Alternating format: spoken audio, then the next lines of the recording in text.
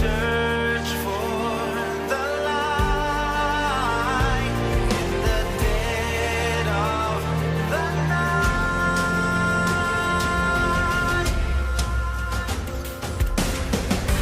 As we can, nothing's gonna stop us now. We gon' fight back until the end. Take my hand, we will be alright. 'Cause you know I will be by your side. And no,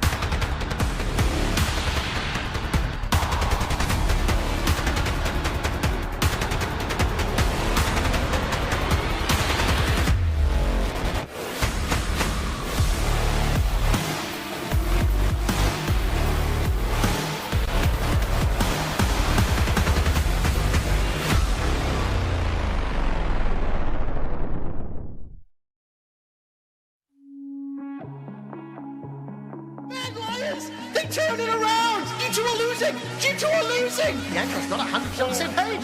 Sniped by Cod. Looking at Mickey. Look at the color from Humanoid. No, Cat, he bounces. They almost got the kill. It's not enough, Mad Lions. Shadow, still not down. He's going to choose to work with. They've done it.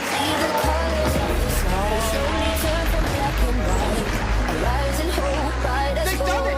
It's the Mad Lions! They have unseated the champions! They have killed the kings! The rookies have risen up! He instantly gets shredded through, and there's been all that gold pan off. Massive fight in favor of Rogue. Oh, they've just gotten into the meat grinder. Rogue has set it up so beautifully. Just let him die!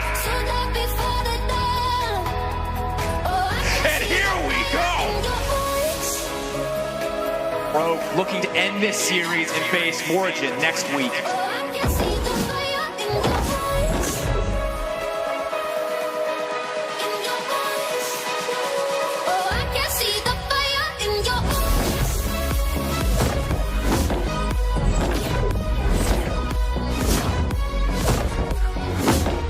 Get the last breath. The Cold Force got coming out as well, but Nemesis puts up the wind wall. He's surviving. Nukeduck has to flash away. Nukeduck caught underneath the tower. Nemesis alive, and Fnatic 2-0 up. The kill. Xerxes flashes forward, and the explosive cast find its mark, and now Upset can unleash hell.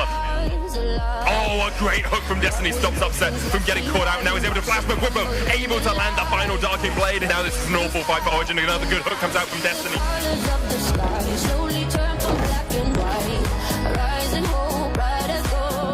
This does mean that Rogue will face off against Origin, two teams that I think have a very similar stylistic play. That should be a very interesting match.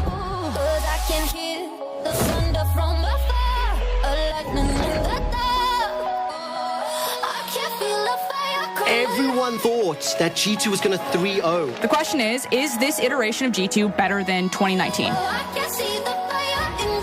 Out of the 4 teams we've seen over the last 2 days, I think Fnatic stand head and shoulders above everyone else right now. They will get to go up against Mad Lions. That's definitely not what everyone was expecting. Oh, Mad Fnatic is going to be a really fun one. I do still think it is going to be Fnatic-sided. Mad are doing it. Mad are in the lead. They are playing the game right. Bauer comes out, spit back, punch him in the face. Whippo joins the fray. Call of the Forge God lands onto Nukeduck. He's almost dead, but he manages to head into the bush for the second. Whippo takes him. Xerxes still alive. Upset caught up in the last invest in Fnatic, and now turning this fight around. It is taking out B-Boy. Misfits, they're falling apart. They've got nothing left in the tank.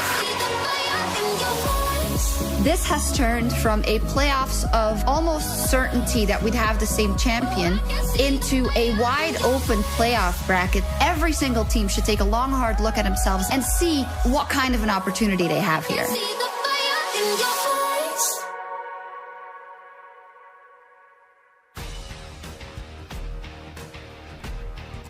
Welcome back, everyone, to round 2 of the LEC Spring Playoffs, coming to you live from a remote location. Mysterious, but nonetheless, you know who we are. My name is Shox, and I'm joined here by my analyst, Yamato Cannon, and Verius to get into this spicy best of 5.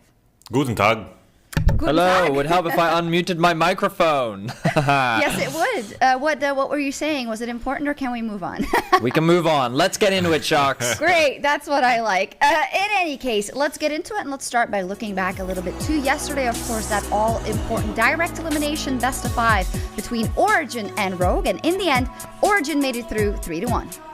If I would say it was a wild one, I would be a big liar, because it was quite a calm one. The first game took everyone by storm, so to speak, because Rogue came up with the big upset win. Origin kind of stepped back up. They figured out the way they needed to draft. They showed some cards that they wanted to hide towards G2. Alphari and Xerxes definitely stepping up and showing why they are better than their counterparts. I think we got to see a slightly different Origin, along with seeing the same. Origin. The first 2 games were honestly quite slow and boring. I think everyone was very aware of that, but as the series progressed, I feel like we got to see a bit of a return to form from the old Origin. A reminder to last year in the beginning of this split where they were playing much more of a 1-3-1 style, giving a lot more agency over to Nukeduck in a side lane. I think opening up the map made them a lot more aggressive and gave them a lot more options to play the game, and it's nice to see this because when Origin relied on this team fight style, especially against the likes of Fnatic, it wasn't working. So by diversifying and kind of going back to what worked for them in the past, I think is something that we can look forward to as they go up against G2 tomorrow. Yes, and one player who played his heart out, as he always does for Origin, was Alphari. We put a lot of stock into that top lane matchup of Finn versus Alphari, but honestly, Finn was not having a good day. Let's just put it that way. Alphari outplayed him, and with that also outplayed Rogue. I was really impressed with how Alphari continued to dominate in the laning phase, but then further extended that later on into the team fights. The way he was consistently able to find effective flanks onto the backline, always shutting down those primary carries, was crucial in order to allow Origin to win out in the end. I think the matchup in itself that he played where he really popped off as Aatrox, that was into an Ornn, and he still managed to find ways to be more useful in the late game, and I think that just speaks so much to how much better he was in this particular matchup. Great game from him once again. That does mean we're going to say goodbye to Rogue for this spring split. This was an elimination match. Yamato, if you would summarize the growth or lack thereof, I don't know where you want to go, for Rogue this spring season, where would you land? Honestly, I think with the trajectory they built and the hype they built through last year, I think it's been quite disappointing because we expected them to be top 4 minimum, we expected them to grow more, but I feel like they've stagnated in the second half. We had some rough games, and the Aurelia games that really stick into my mind. I think this is a Rogue lineup that definitely kind of reached its peak, but not necessarily because of the players. Maybe it's the coaching staff too. I just feel like this team needs like a higher level of gameplay added to it, because I think it's really, really basic and they're trying to be what OG is, but I think OG just have better caliber players, so you're not going to get ahead in this regard. I think you hit the nail on the head there, Yamato, because when I think back to last year's Summer Split Rogue, I feel like I'm looking at the same team. And with the introduction of Hansama, my expectations were that this team would be elevated, that they'd be able to challenge the top 3, but I don't think we've seen a huge amount of growth from this team, and I think that, as Yamato mentioned, we've seen this stagnation from them, so I hope there's some kind of change. Where it comes from is heavily up to debate, and I hope Rogue can figure it out, but if they keep things the way that they currently are, I think they're just going to continue to stay where they currently are. Well, there is precedent, of course. One of the teams who isn't in playoffs, XL, already announced that they will be making changes in the top and the mid lane coming into summer, so maybe we'll see the same rather. For Rogue, we'll have to check in with them as summer starts, but we are still in the heat of the moment here in the spring split, and after OG's victory, that now means that they get to go up against G2 Esports on Sunday. Now, as a reminder for both G2 and OG, if they win this match, they still have to go up against the loser of Fnatic versus Mad to make it to the final. But with the information we have from both G2 and OG so far, what is this looking like? Honestly, it's so hard to predict what kind of G2 we will get. Maybe they're angry, maybe they're going to continue playing the same way, but things that I know for sure is that I think Mad Lions definitely played in a way that forced mistakes out of G2 and really, really punished them when they happened. I think G2 has been making silly mistakes maybe throughout the season. Sometimes they get caught on side lanes, and in those cases it hasn't mattered as much. Sure, now I make the contrast between Mad Lions and OG. I feel like Mad Lions really took it to G2 and really forced those mistakes out, and I can't imagine a world where OG can do the same. And at the same time, we might have a really, really angry G2, we might have a tilted G2, who knows? Because after that best of 5, it just spawned more questions. For me, I'm looking at this series and wondering, was the first best of 5 an anomaly, or should it be what we come to expect from G2 now? Was this just an underperformance, a poor best of 5, where they played their first series in an online environment and they couldn't quite find their rhythm and they'll get back to their regular season performance? Or were there a lot of mistakes during the regular season that kind of slid under the radar just because of how dominant they were in terms of their skirmishing and actual activity and fighting in the early game? And I think that it's more to be with the anomaly, and I expect them to return to form when they play against Origin tomorrow, but we still have to wait and see, because when it comes to G2, you never really know which G2 is going to show up on the day.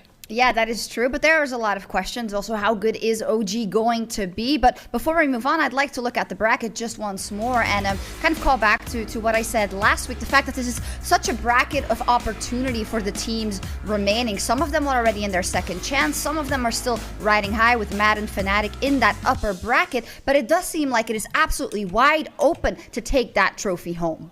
What I think is crazy about our bracket is not only is Mad guaranteed to be top 3, they have the potential to secure finals today, but also top 3 from the regular season, someone's got to go out tomorrow. It's either OG or it's G2, and one of them will finish this split in 4th place, which to me is just absolutely ridiculous. And I love the changes to the whole point system coming into summer, how important these points are going to be for seeding, because if you have the top seeds, all of a sudden you're one best of 5 away from reaching the World Championship already in, summer playoffs. Yeah, exactly. And how amazing and how crazy would it be if the Mad Lions get to Worlds in their first year? But it wouldn't be the first time. Of course, we have a very big tradition, rather, of rookies here in Europe getting to that highest level. And I think we very often highlight these rookies. And it's not as simple as every rookie that comes in does well. But there is this layer of rookies that goes above and beyond. And we've seen it now almost every single year. Honestly, it takes me back to 2016, Perk's rookie year. They won 2 splits in a row. Splice, I was on that roster. 5 rookies, was Mickey, was Wonder, was all across the board. Coming into the next year, we had the Misfits roster that took, of course, SK Telecom to 5 games. That was absolutely nuts, and it was an inspiration for all of us. Next in line, looking at the best of 5, you kind of think about it and how close it was. It was like 1 engage away from them dethroning. Don't bring it up. It was absolutely nuts. But of course, the inspiration carried on. 2018, we have Vitality. Back then we beat Genji, former world champion. RNG was looking like the favorite. It was also a very crazy year for us. And it continues and it continues. And it brings us to today. Today we had Rogue last year with the... I don't know if Rogue fits the bill here, but let's just talk about them a little bit because they're in the B-roll. I want to focus on Mad Lions because I think they are the up-and-comers. They've kind of taken that spotlight away from Rogue. I feel like Mad Lions is the team that Rogue wants to be because they are the upcoming rookies that are going to make a splash for the remainder of this year.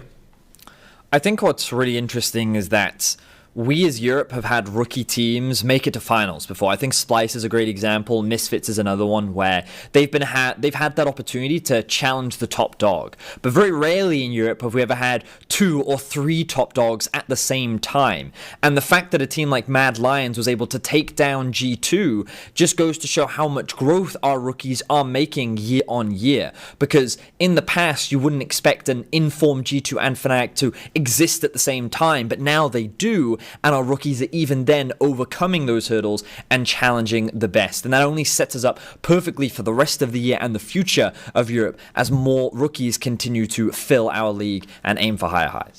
Yeah, true. And you, yourself at home, you can scout the new generation of possibly LEC rookies. In EU Masters, they just concluded their play-in stage, but the group stage will kick off at the 22nd of April. So there we go.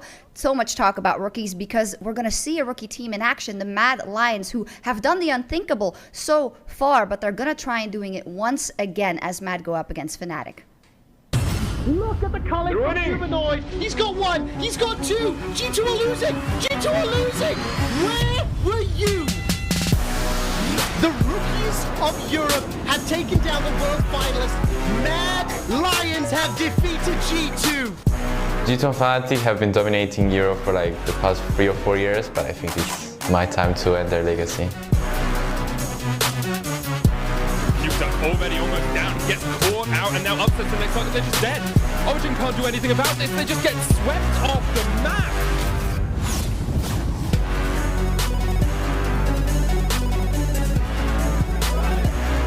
Their top laner tends to play weak side a lot, which is something I profit from a lot. I'm not too worried about playing a team like Mad Lions.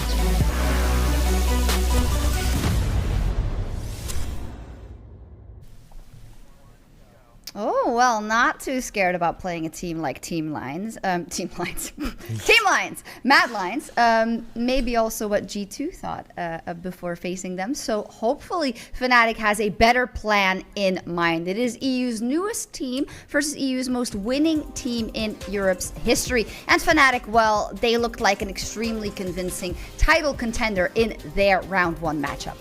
And I mean, we also have to look at the split for Fnatic, because coming into this year, I think everyone looked at the addition of Selfmade and said, this is an improvement. This is going to make the team better, and it has. Fnatic have sat in second place for pretty much the entirety of the split, and they even had extremely close games against G2. So we've seen this team progressively get better and better and better, and then against Origin in their best of 5, they looked very convincing. So now, with the future ahead of them, with who their opponents are and what looks like to be a road, this is Fnatic's prime opportunity to reclaim the title and put G2 back in their place. There we go. Yeah, when we look at that bracket, it is exactly that. Fnatic's tournament to win and also to lose, possibly. A chance for them to get that trophy back. But we're up, or they're up rather. Oh my god, I'm gonna get so many biased comments. It was just a slip of the tongue, guys. They are up, these guys, against Mad Lions, and the Mad Lions have shown so much already versus G2. Would you call it the biggest upset in LEC history, Yamato? And what did you think of their performance? For sure.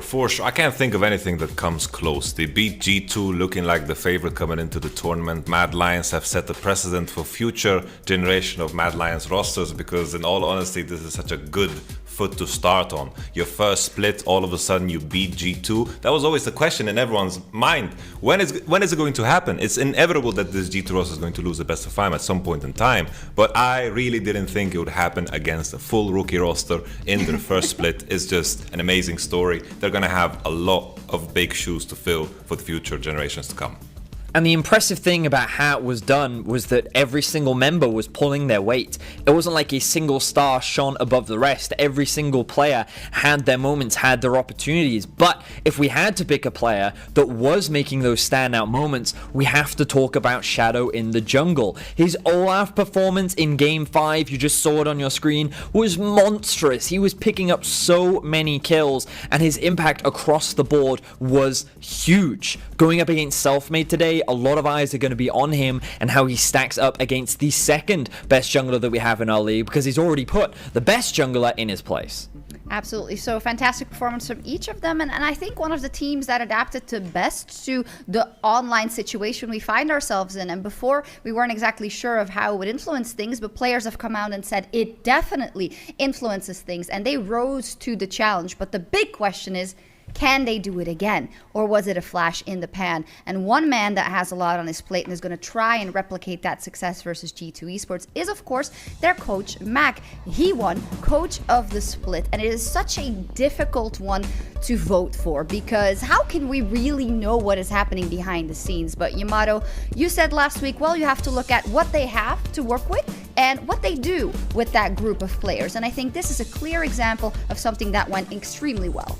I think it's like an episode of Top Chef, you get a pair of ingredients and you see what you can make. I think in this case, we just look at the roster, we look at the potential and what the expectations are. I feel like Mad Lions really exceeded those expectations. They took the 4th place position at the end of the split. They kept growing in a strong fashion. The trajectory was good. The way they were winning games was always explosive and exciting, and in a way where they could challenge the best of the best. They took games from G2, Fnatic, and also the last one, Origin, out of the top 3. I think there is argument to be made for others, but it's all about the potential. I know there's mentions of, for example, Mythy and the drafts, but then again, we don't know anything that's going on. For all I know, Mac was, chopping salads and that's it, and he fed that to his players, who knows? Also important, sure, but Coach of the Split worthy? No idea. Well, yeah, I mean, we also know that a vote for a coach of the split is also a vote for the support system behind him. Yes. I think we can't forget to talk about that. And the proof is in the pudding for Mad Lions so far. The project has been working out. But as said, they have a huge test ahead of them as they go up against Fnatic for a spot in the LEC Spring Split Finals. So let's dive into how these teams play, how these teams win, and possibly lose games. Starting with Fnatic, where I think the key word is that they are diverse and decisive. Well, the first thing we have to mention is that this Fnatic reminds us a lot of 2019 G2, where it feels like they have extremely deep champion pools. It feels like that they have a wide array of styles. They can play through any single lane. You can have carry performances across the board, and it just feels like they've kind of got all of the pieces that they need to replicate G2's success from last year. And to be able to see that, to be able to see another team replicate that style and emulate, and also add their own flair to it, because you only have to look at some of the champions and you can see some very unique stuff. The Zac in the top lane, we saw the Zillion in the bot lane as well, and you've also got to mention both of those things can be flexed. Like, that Zac can also be playing support. For all we know, Bwipo's been practicing Zillion top as well. Like, the amount of champions that they play in this is what I call the Fnatic flair onto the G2 style, where they don't try and copy exactly what G2 did. They try to take images of it from last year and they make it into their own. I think also on top of that, I think the key players here are of course Bwipo and Hylissang. I think they are the ones that bring out the crazy picks most of the time, because, you know, in the same fashion they play the game, they find crazy opportunities, crazy engages, crazy flanks, crazy ganks all over the place, the same way they find these opportunities in champions. And I think these are two players that really need the trust and the benefit of the doubt from their team, and that is where they succeed. And I feel like this is a Fnatic that has like that wonderful atmosphere that you always heard G2 have. So I think this analogy kind of fits, because everyone on this Fnatic roster seemed very content in all the footage we see in interviews and so forth. And Yamato was talking about trust, and I think we got to see a great example of it when they played up against Origin last week, because a lot of their play was centered around mid, jungle, top. Bot lane was just left on an island. It was the Zillion for Hylissang, a champion they don't typically play, but a great adaptation and a great way to answer Origin, as they just funneled resources into the top side of the map. They used mid pressure well. They rotated around the top side well. And this meant that Fnatic didn't have to show their cards. They didn't have to rely on Reckless when you know that this team can. So I feel like coming into today's series, Fnatic have even more cards that they're still yet to even play. I think that just highlights how impressive this team is, because I feel like in the best of 5 against OG, you think of OG's biggest strengths and weaknesses. I think mid 2v2, big weakness. All of a sudden Nemesis is roaming the whole map because he has the matchups and the champion pool to do so. Full pressure into topside. Alfari was the all-star top laner. Bwipo showed it that it's kind of, you know, up to debate. And then they had the bottom side playing Senna coming into the Mad Lions matchup. They can approach it the same way. They can look at the enemy and they can pretty much adapt to them, or look to their weaknesses, punish their strengths in draft. That is so difficult to handle, because you don't know what Fnatic's approach is going to be coming from the first game. Holy moly. Can I just summarize what I've heard here in the last couple of minutes? They are G2-esque. They've actually taken what G2 does and improved upon it. They are extremely diverse. They can come with every plan. They have shown nothing yet. What's going on here? Are you guys ready to already give them the trophy? Or why are you so impressed by this? I think it's important to note that I think that they've taken inspiration from what G2 did last year, but they're yet to prove that they can emulate what G2 has done, which is win back-to-back titles, win an international title. So we still have to see what Fnatic can do with what they have, but I think with the building blocks that they have, things are looking very good for this Fnatic squad. Yeah, I just wanted to challenge you a little bit. You know, we can spar a bit on the analyst desk to make sure that the Twitterverse isn't at your throat immediately. In any case, it's true. They have been playing fantastically. But the Rep versus Mad Lions, who have played well in their own right, and our featured in the future, but also our featured matchup for today is in the bottom lane. And for more on that, Laure is talking to Kaiser. Thank you very much, and thank you, Kaiser, for joining me. I hope you're having a nice week. Yeah, I'm doing fine, yeah. You did what people thought would be impossible last week, and now that you had time to let it sink in, what made you better than G2 last week? I mean, I think what made us better is that we played our own style. We played really aggressive. We matched G2's aggression as well.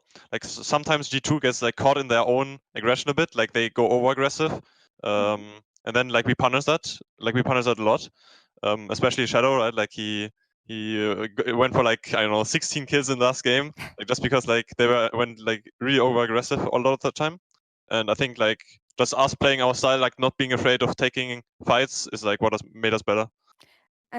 I agree with all of that. And I mean, we had a talk about this with Mac last week, saying that when facing G2, you have to come in ready, not scared, and play aggressive. But being ahead of every move and getting G2 lost, I think it's something hard to do, especially given the experience that this team has. So how did you manage to play around them and get the advantage every time?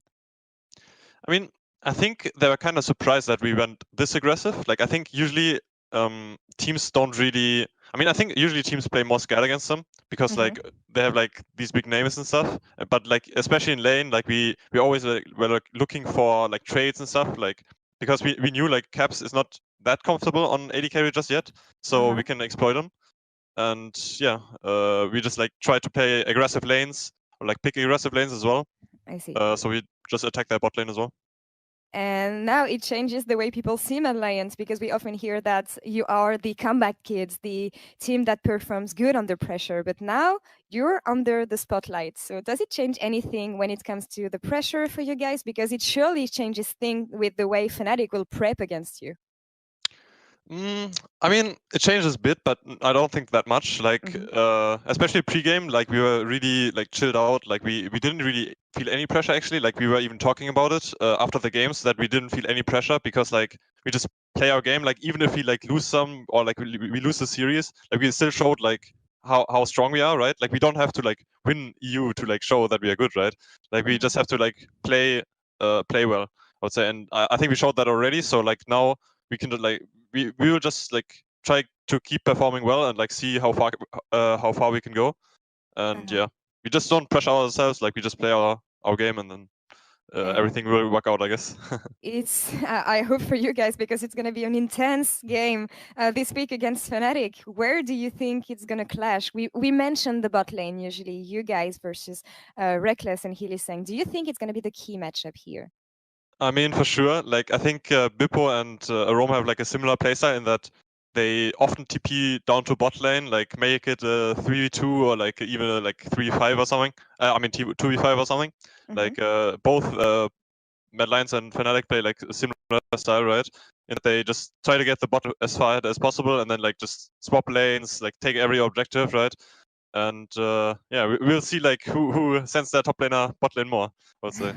Well, we'll see about that indeed. Thank you very much, Kaiser, for the interview, and good luck against Fnatic. One step away from finals for you guys. Thank you. And back to you guys. Thank you very much, Laure. Kaiser, indeed, one best of 5 away from the finals. There is a lot of focus on that bottom lane, and I'd like to ask my analyst if you guys agree that the bottom lane will be the focal point and a potential win condition for these Mad Lions. I think it has to be Shocks when we look at what happened last week and the amount of investment that they put towards the bot side of the map, especially with how they're currently performing. Those are going to be two of the players that we keep our eyes on. I think that Kaiser summed it up well. Both top laners on both squads, especially during the regular season, typically play weak side, and there's a lot of investment towards TPing bot, roaming bot, allowing bot lane to play the laning phase as comfortably as possible. So bot lane is the name of the game, and I'm excited to see these two stack up against each other, just because I think Kazi and Kaiser have been getting better and better. And last week, the number of 2v2 kills they were finding against Caps and Mickey makes them a force to be reckoned with. And on top of that, I feel like they've mastered all the champions that are necessary to master right now in the bottom side. I don't know, the addition of Zillion, maybe that puts a turn on things, but they played the Kalista, they played the Aphelios, they played the Senna, they played the Syndra even, a champion that so many teams ban, so many teams pretend to play, but who, in all honesty, can play it? It's probably just G2 and Mad Lions, so that makes them even more impressive, because on top of that, they get the leads and they know how to finish out games. In the mid to late game, there's a clear difference between Mad Lions and G2 and Fnatic in comparison to everyone else, and it's incredible for me to say that Mad Lions know how to play a mid and late game that is on that level, mostly through Kaiser and Shadow and of course Karzi. And I think what's really interesting is, Yamato was talking about it earlier in Ready Check, the fact that Fnatic seem to adapt to their opponents. I'm really curious as to how they're going to adapt to Mad Lions. Will they stick to this style that they played against Origin, where they actually invest more towards top side, where they just try and attack the typical weak side of the map for Mad Lions, and then rely on the bot lane to just play defensively, play on that weak side, which we know they're capable of just looking at last week's series? Or will they try and match them? Will they try and match this aggression and just go all in on the the bot lane, and we'll just see a lot of bloodthirsty action where both bot laners are trying to gain advantages. That's a great point, because we haven't really seen that much. I mean, if you look at the last series from Fnatic, we had that one game where Hylissang's Trundle went off. They lost that game though, but it was entertaining to watch. But for the rest, we had a lot of fasting Senna, and not a lot there except for the Zillion pick and then the Trundle and the Senna for Reckless. So is this all they can do, or do they have a lot more in their pocket when it comes to that bottom lane? And can we expect to see a different style of bottom lane out of Fnatic in this match? You know, Varius mentioned it. I'm going to steal his point here and just give him credit. The Zyra Khan is something they haven't showed up with. They played the Aphelios. They played the Misfortune. I don't know if Reckless has, you know, I remember in off-season he was practicing in normal games, Teemo and Casio. I don't know if he's going to pull that off. But I don't think Reckless is that player anymore that has a small champion pool. He's the type of player that can bring anything up. I think, you know, G2 taught him that lesson a couple of years ago. And I think Reckless is a player that can definitely pull out the Kalista if needed to be. What an awesome picture. Look at them. Of course, two of the most experienced bot laners in Europe versus the two newest players in that bot lane to the league. And I think this symbolizes the rest of the matchup as well. Fnatic versus Mad Lions. It's old versus new. It is experience versus rookies. And as Lore so aptly said, for Mad Lions, it's a different ball game. Last week, no one expected anything. This week, you are under the spotlight. What can you do versus Fnatic? And we will see. What a matchup. There is so much left to be decided, and whoever wins this best of 5 finds themselves in the final as the most winning team in EU, face off against the new superstars on Mad Lions.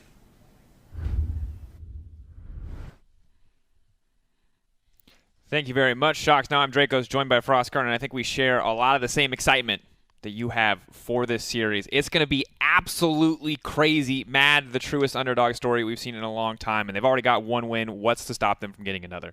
And that's kind of the question. It's, will the clock strike midnight on the Mad Lions Cinderella story, or will they be able to do the impossible? Will Fnatic knock them flat, knock the wind out of their sails, and remind everyone that they are the true heavyweights in this playoff tournament?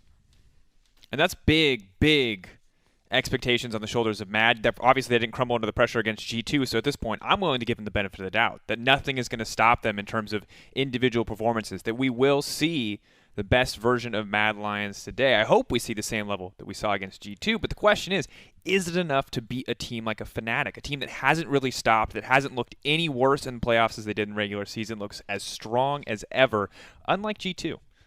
And I think that there's a lot of truth to what the analyst desk was kind of teeing up for us, this idea of, you know, Fnatic are so versatile, so flexible, this 2019-esque G2, now the 2020 Fnatic version. They can pick where and when they beat you. So Fnatic have all of the options. Do they blitz towards the top lane and do what I think is probably the correct option, which is really pull apart the difference between Whippo and Orome, or do they actually skill check bot lane? I expect that this is probably going to be the fasting Senna if Fnatic can get their hands on it, and then bot lane's just going to become rock, paper, scissors, who has what matchup, when does the matchup have priority, and neutralize itself. But there is always that possibility that Varius and Yamato were teeing up, that you could try to skill check Carzzy and Kaiser, and if you do shut them down, then you prove to Mad Lions that, hey, your big shining crowning jewel on your roster, it doesn't matter because you're against the best in the business in Reckless and Hilly. I mean, if you do that in Game 1, a series can very, very quickly fall apart. But we are now into picks and bans. Fnatic, of course, on the blue side. Mad Lions on the red for Game 1. It is the Kalista taken away from Carzzy. Not a flex pick, I think it's safe to assume, in the hands of Mad Lions, but limited anyway. The Set, the Gragas, and the Pantheon are going to follow up. I like that Mad are taking some of these junglers away from self-mid. Yeah, but the one pick that has scraped through the ban so far is going to be that Senna. So will Mad Lions ban it from red side as their last ban, or will they give it away to Fnatic, which I'm sure would be the priority pick, trade it for the Aphelios and say, you know, this is fine, we're going to take the free lane phase because it is usually a slower pushing lane, and make sure that Carzzy can scale up into the team fights right where we like him. They are definitely debating on this final ban. Maybe, though, they have something special prepared. Obviously, everyone got to witness the fasting Senna last week. So Mad Lions, if there was a counter pick to be discovered, they've had ample time to do it. So they're banning the Tahm Kench away instead, one half of the fasting Senna duo. But there are so many supports, so many champions that we've seen paired with the Senna, that it makes me feel like they want Fnatic to lock it in for us. I would agree with that. It is also meaning that they could look for the kill-oriented bot lane, since you are taking away one of the most defensive champions, using that Devour to reposition Reckless. So I agree. It's trying Fnatic to see if they will look for that fasting Senna. They're not going to get the traditional Kench, but you know that they can run it with the Zilean, with the Maokai, with anything in between the Trundle. There's the Aphelios trade and the Ornn trade we were talking about. So Mad Lions, probably on second rotation, feeling really confident to say, this is fine. Like, we got probably two of the best scaling picks that are currently sitting in the meta right now. You can have the Senna. I'm curious to see how this fits into the strategy that we heard talked about by Kaiser, playing their own game, playing aggressive, going for these fights, because both these champions, while they can fight, they can absolutely skirmish. Aphelios can do a lot normally, picks that I consider to be scaling. But Fnatic, so far they've got the Senna, and now additionally Hylissang's Thresh. So Fnatic are set up to go for some aggressive plays, potentially to have Hylissang start roaming, and that is always what I want to see when Hylissang is on the Rift, is champions that can roam around the map, that can make an impact somewhere outside of just bottom lane. And this is one of the adaptations that I would have liked to see Mad Lion kind of snap on, is that they didn't necessarily have to snap grab Aphelios. They could have tried to reach for the Thresh themselves, because that's kind of the other side to banning away the top Kench, is that you can grab a Thresh for Kaiser and you can try to play the kill-oriented bot lane. Now that said, you still have access to things like Nautilus if you wanted to, and try to play a kill-oriented bot lane, have more CC down there, so you're not completely punished for losing the Thresh, but you didn't have to reveal the Aphelios so early since Senna was already there. And I think it's concerning to me because I think Aphelios is one of those champions that can absolutely solo carry a game if given enough space and time. But Tahm Kench and Braum are the two champions that I always look at to give him that space, to give him that time, to give him that safety. And with Tahm Kench banned away by Mad Lions themselves, I'm not as excited about this Aphelios, especially into a Thresh where one hook can spell death, where, you know, we can get the Shurima Shuffle coming out from Nemesis as well. But Frostgrunn, the other thing I want to talk about is, we said, you know, kind of explosive. These are two teams that are going to be looking to fight, but I see a ton of scaling on both sides. Yeah, it's the fact that we already have our late game insurance policies with the likes of the Azir and the Aphelios. Senna as well, her scaling with the soul stacking, and I think a lot of people kind of underestimate the damage because she has more of a Jhin-esque playstyle than more of the, you know, Tristana, Jinx, Xayah hyper carry-esque playstyles. As now we're kind of moving into secondary ban phase where a lot of the free blind picks are going to be pulled away. I would have suspected that Mad Lions might pinch the jungle pool a little bit more to make sure that Shadow gets a favorable matchup, but with something as powerful as Lee Sin, he's probably feeling very confident with the jungle options that are left available to Selfmade, depending on where he wants to try to attack. And I like that they banned away the Zac as well. Obviously, a flex pick in the hands of Fnatic. We've seen them get very creative with it in the past. This ban feels like it's targeted at Bwipo, something that he feels safe blind picking, as you mentioned earlier. And Shadow getting Lee Sin, something I'm always happy to see. This man is an incredible Lee Sin player. He had a masterful performance against G2 across so many different champions, but that doesn't mean that his Lee Sin, in my opinion, isn't still his #1. And Fnatic banning away the Rakan themselves, that is respect to Kaiser, because Hylissang, I think right now, is the undisputed Rakan king, but even he doesn't want to mess with Kaiser after what he saw last week. And Kaiser has been one of the rising stars on Mad Lions roster. I know we keep kind of grouping them all up together and call them these incredible rookies as a Zilean probably getting locked in for Kaiser's hands. But Kaiser and Karze especially, like, Kaiser is his own man. He's made these crazy plays. He's a great initiator. He has great map sense. How he teams up with Shadow, that talked about it on the analyst desk. We'll be sure to track it in game. For me, he's the third best support in the league right now. And I'm wondering, Frostgrunn, if we see a Zilean mid. Now, it has been a long time, but if you just don't want to lane, Zilean clears the wave and walks away. Also, unlike support Zilean, you know, mid lane Zilean can heal your Aphelios back to full life instantaneously. But we'll hold that thought. We'll see. We'll find out where it ends up going. In the meantime, it has been the Rek'Sai locked in up against Shadow. Now, Rek'Sai, obviously, early game considered, you know, pretty solid in the 1v1 duels because you can unburrow to cancel the Q, but late game, Lee Sin's got the edge because the kick is just so valuable. But the last pick is going to be Bwipo's. And I like the hover, but we're not going to get the exciting, thrilling potential Sylas top. We're getting to Maokai. We're right back to Lords of Dogtown here on the top side of the map for the Maokai Ornn showdown. Oh, I'm so excited. Now, you could still flex the Ornn to the mid lane. Humanoid in his last series did show that he will play the tanks, and you could try to get, we're not going to do it, you could try to get a scaling pick to just punish the fact that Maokai's there, like, nah, fine, noodle fight, top side, it's all good. Frostgrunn, I was so excited for Zilean mid, a phrase I thought I would never say. But Humanoid Zoe is good. If I had to pick a champion for Humanoid to play every game, it probably would be his Zoe. But I'm not sold on the Zilean Aphelios bot lane combo. Why? Zilean really thrives when he gets to be really far forward and push in the lane. Aphelios has a lot of natural push into him. Now, obviously, you're playing around the death sentence, so that kind of be the make or break here. Senna also very good at pushing herself with the Q. So you can match priority there, and I think it's just about if Carzzy and Kaiser can avoid Hilly's gank setup as well as the death sentence. If so, then Zilean should actually be in a great position to start flinging bombs at them. And look, I see the combo too, where you get the Gravitum, you get the Snare, you get the double bomb. That CC is beautiful. But that's the thing that you mentioned. Hylissang needs to hit one hook, one good, well-timed hook, and this lane phase just instantly ends, and that's my big fear. That is high-stakes bot lane play. So while you and me were like, all right, Analyst Desk, you talked about bot lane, we're going to shift our attention top, because this is where the real action is going to be happening. We're going to give AD credit on this one, but I don't think anything's happening on the top side of the map. That's Ornn versus Maokai, but bot lane is set to be super explosive as we get ready for this game.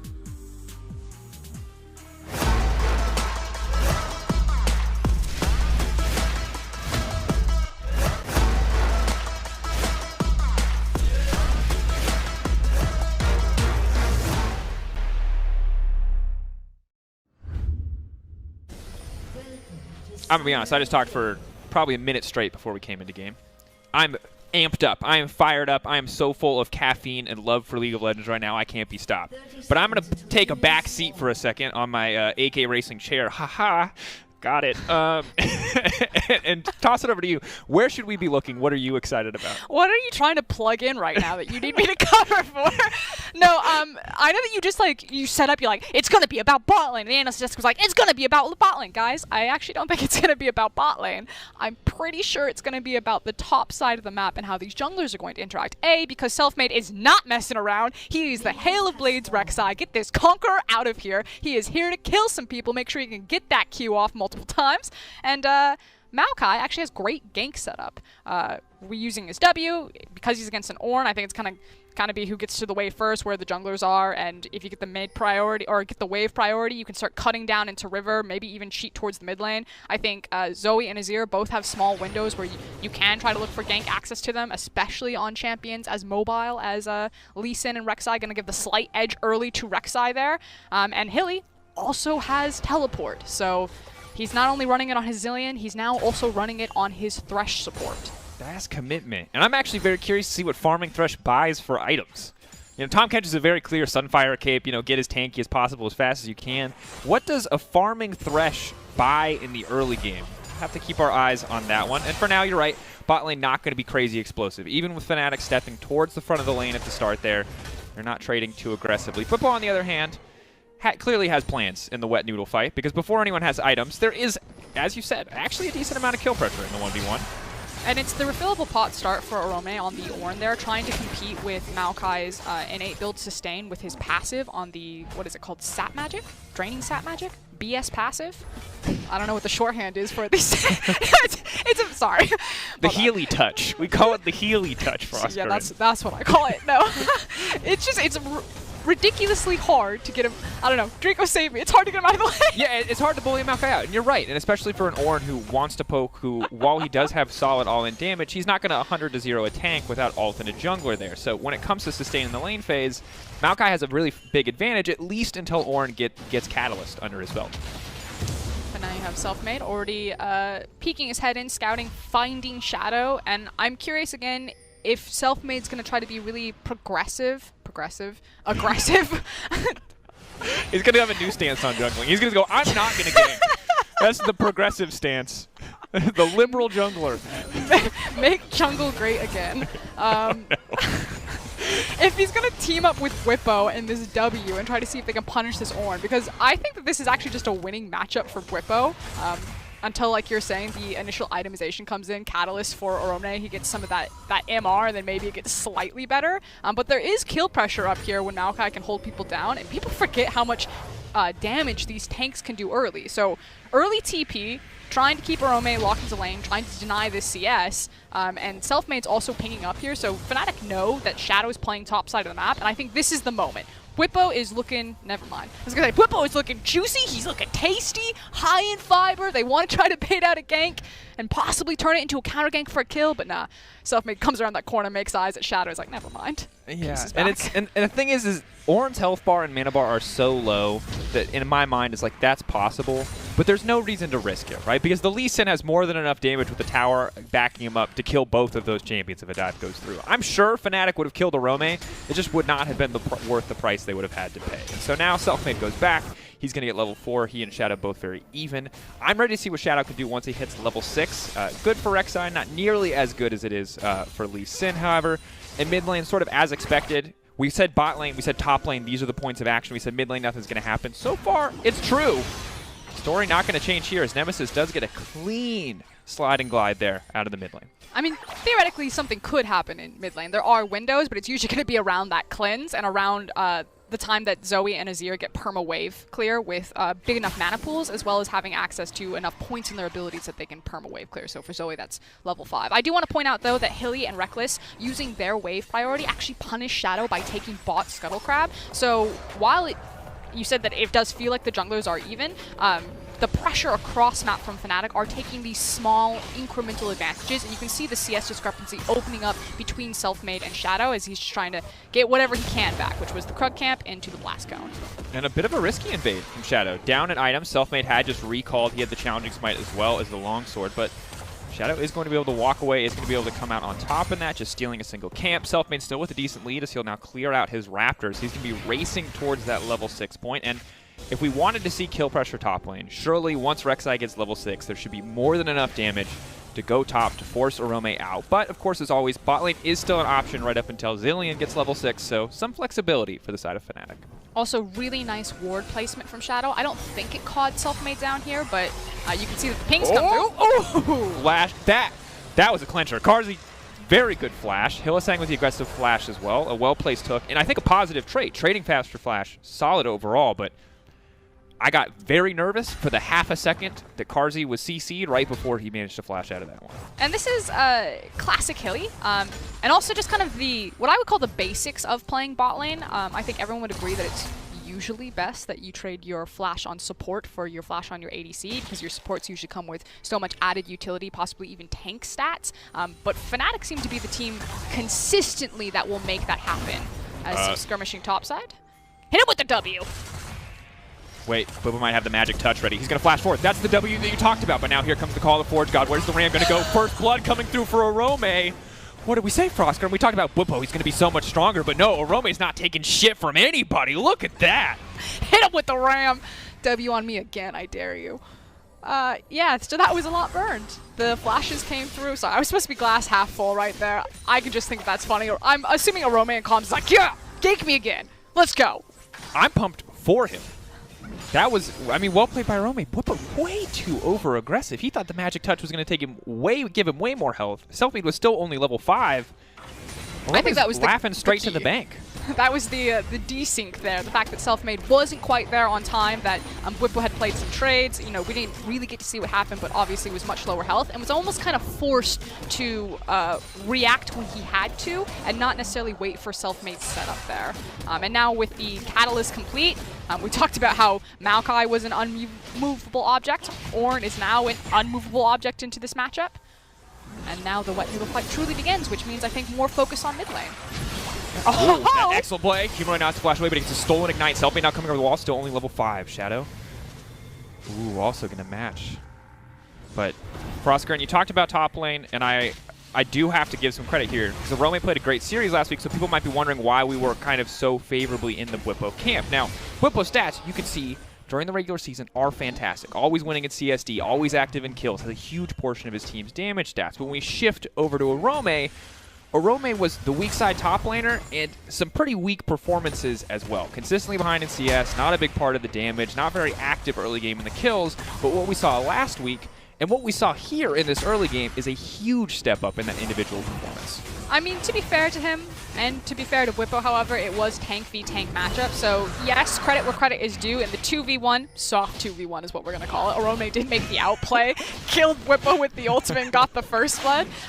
But in the games against G2, Arome, when he's in the tank matchups and he's not pressured, he does fine. But when he is fighting more of the bruisers, more of the fighters like the Aatroxes, he was punished quite severely, and I expect that to be the change of a strategy for Fnatic if they lose this game here. I would expect, like, Game 2 of Fnatic coming in 0-1 to Mad Lions. Like, get Whippo carry. Let's go.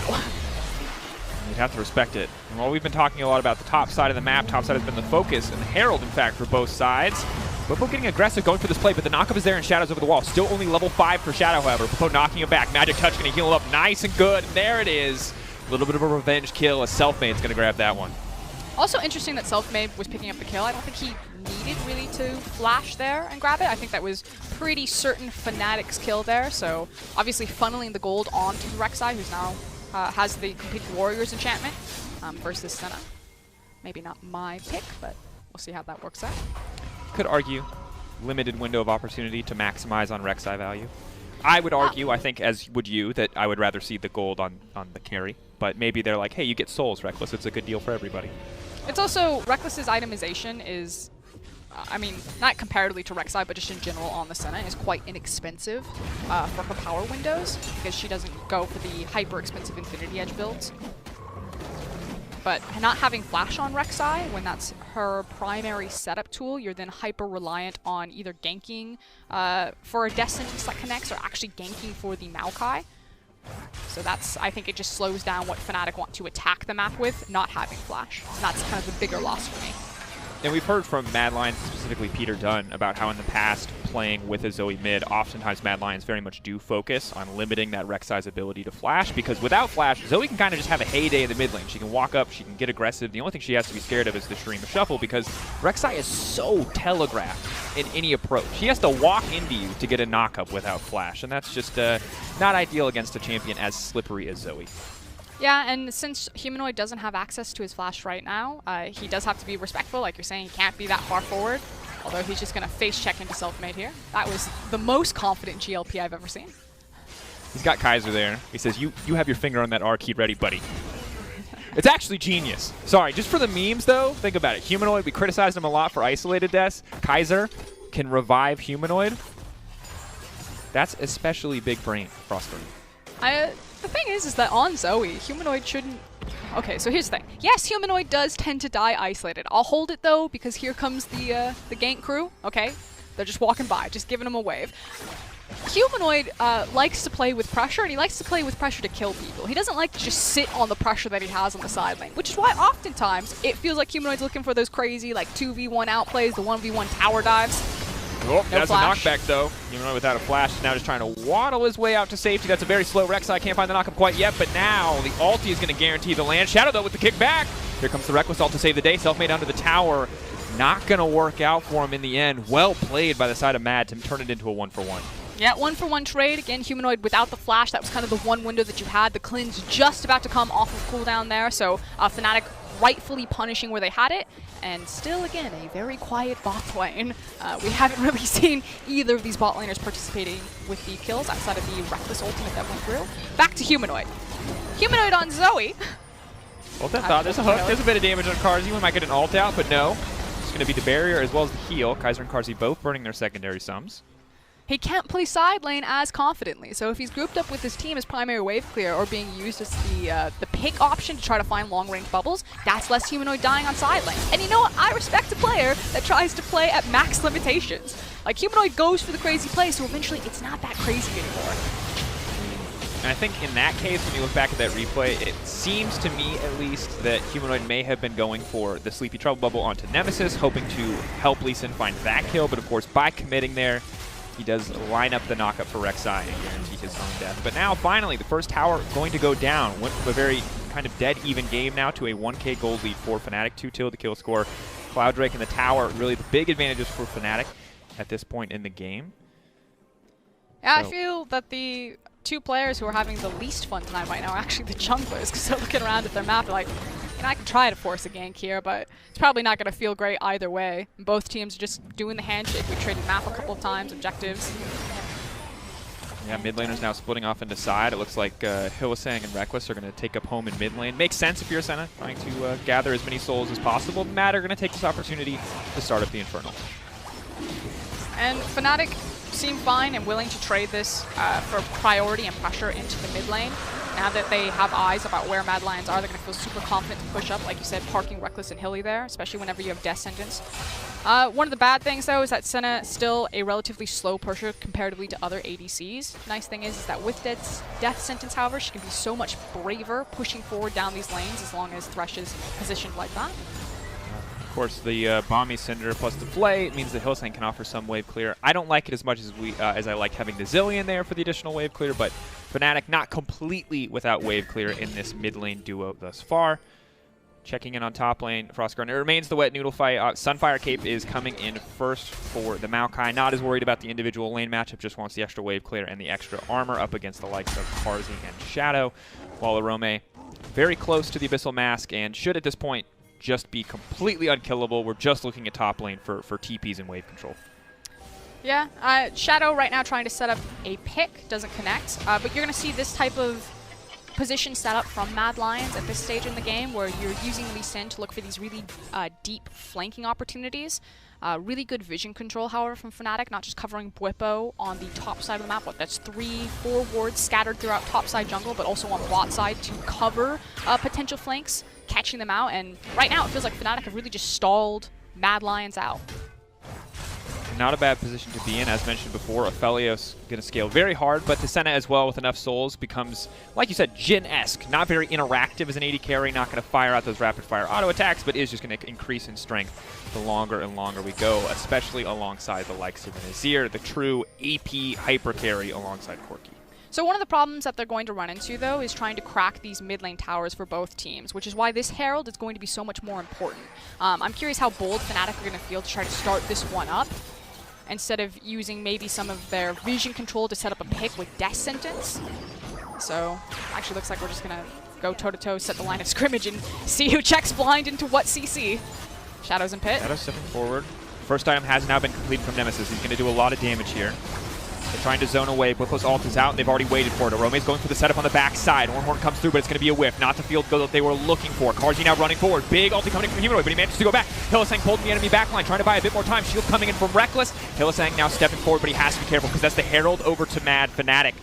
Ooh, committing too much to make that happen. Mad just gets to swoop in and take the Herald. Yeah, and the team that starts the Herald is at the disadvantage because they're fighting on two sides, the Herald side and Mad Lions side. They take a lot of damage. They're eventually forced off of it. Mad Lions, hey guys, thanks for the leash. Pick it up onto Shadow. And now can either choose to break this top tower, potentially free up this Ornn, allow him more access to roam around, start using that utility, or put it into the mid lane and give them more access to side. Bwipo getting a little bit frisky here, but Arome obviously without any mana can't really do much of anything in Shadow. While he's confident, he sees that Sunfire Cape, he knows he cannot burst that Maokai down. So they will back off. The process is interesting because if you had told me at the start of playoffs this is what game one of Fnatic Mad Lions had looked like, I probably would not have believed you that it would be kind of this close and this controlled from both sides. I also wouldn't have believed that they beat G2, but here we are. It's a crazy world we live in. And it was kind of a question of, were Mad Lions just matching G2? We heard Kaiser in his interview that they just weren't afraid to go toe-to-toe with them, that going in, Mac had told them that they just want to play their style, and they'll go blow for blow with G2, and G2 are a naturally very scrappy, skirmish-heavy team, and while Mad Lions have kind of made their bread and butter over the course of the regular split, relying on team fights, they aren't necessarily the same level of brawlers, so this does feel like a much slower-paced game than I think people really expected, but it still feels like it's been a lot in controlled by Fnatic. And so Mad Lions haven't really had to force to fight because Fnatic haven't pushed hard on them. And we'll see where Fnatic want to push. The Herald felt like maybe just a bit of testing from the side of Fnatic. Obviously a bit over-aggressive. Obviously a loss on their side to give up that Herald. But not losing anything more than that. And we'll see if Fnatic want to try to force another fight or force another objective and what Mad can do to respond. Of course, first items coming out now across the board. So we are slowly ramping into that mid to late game stage. Yeah, and right now we're just waiting for pushing, ping-ponging farm back and forth while we set up for the incoming Mountain Dragon spawning in 35 minutes.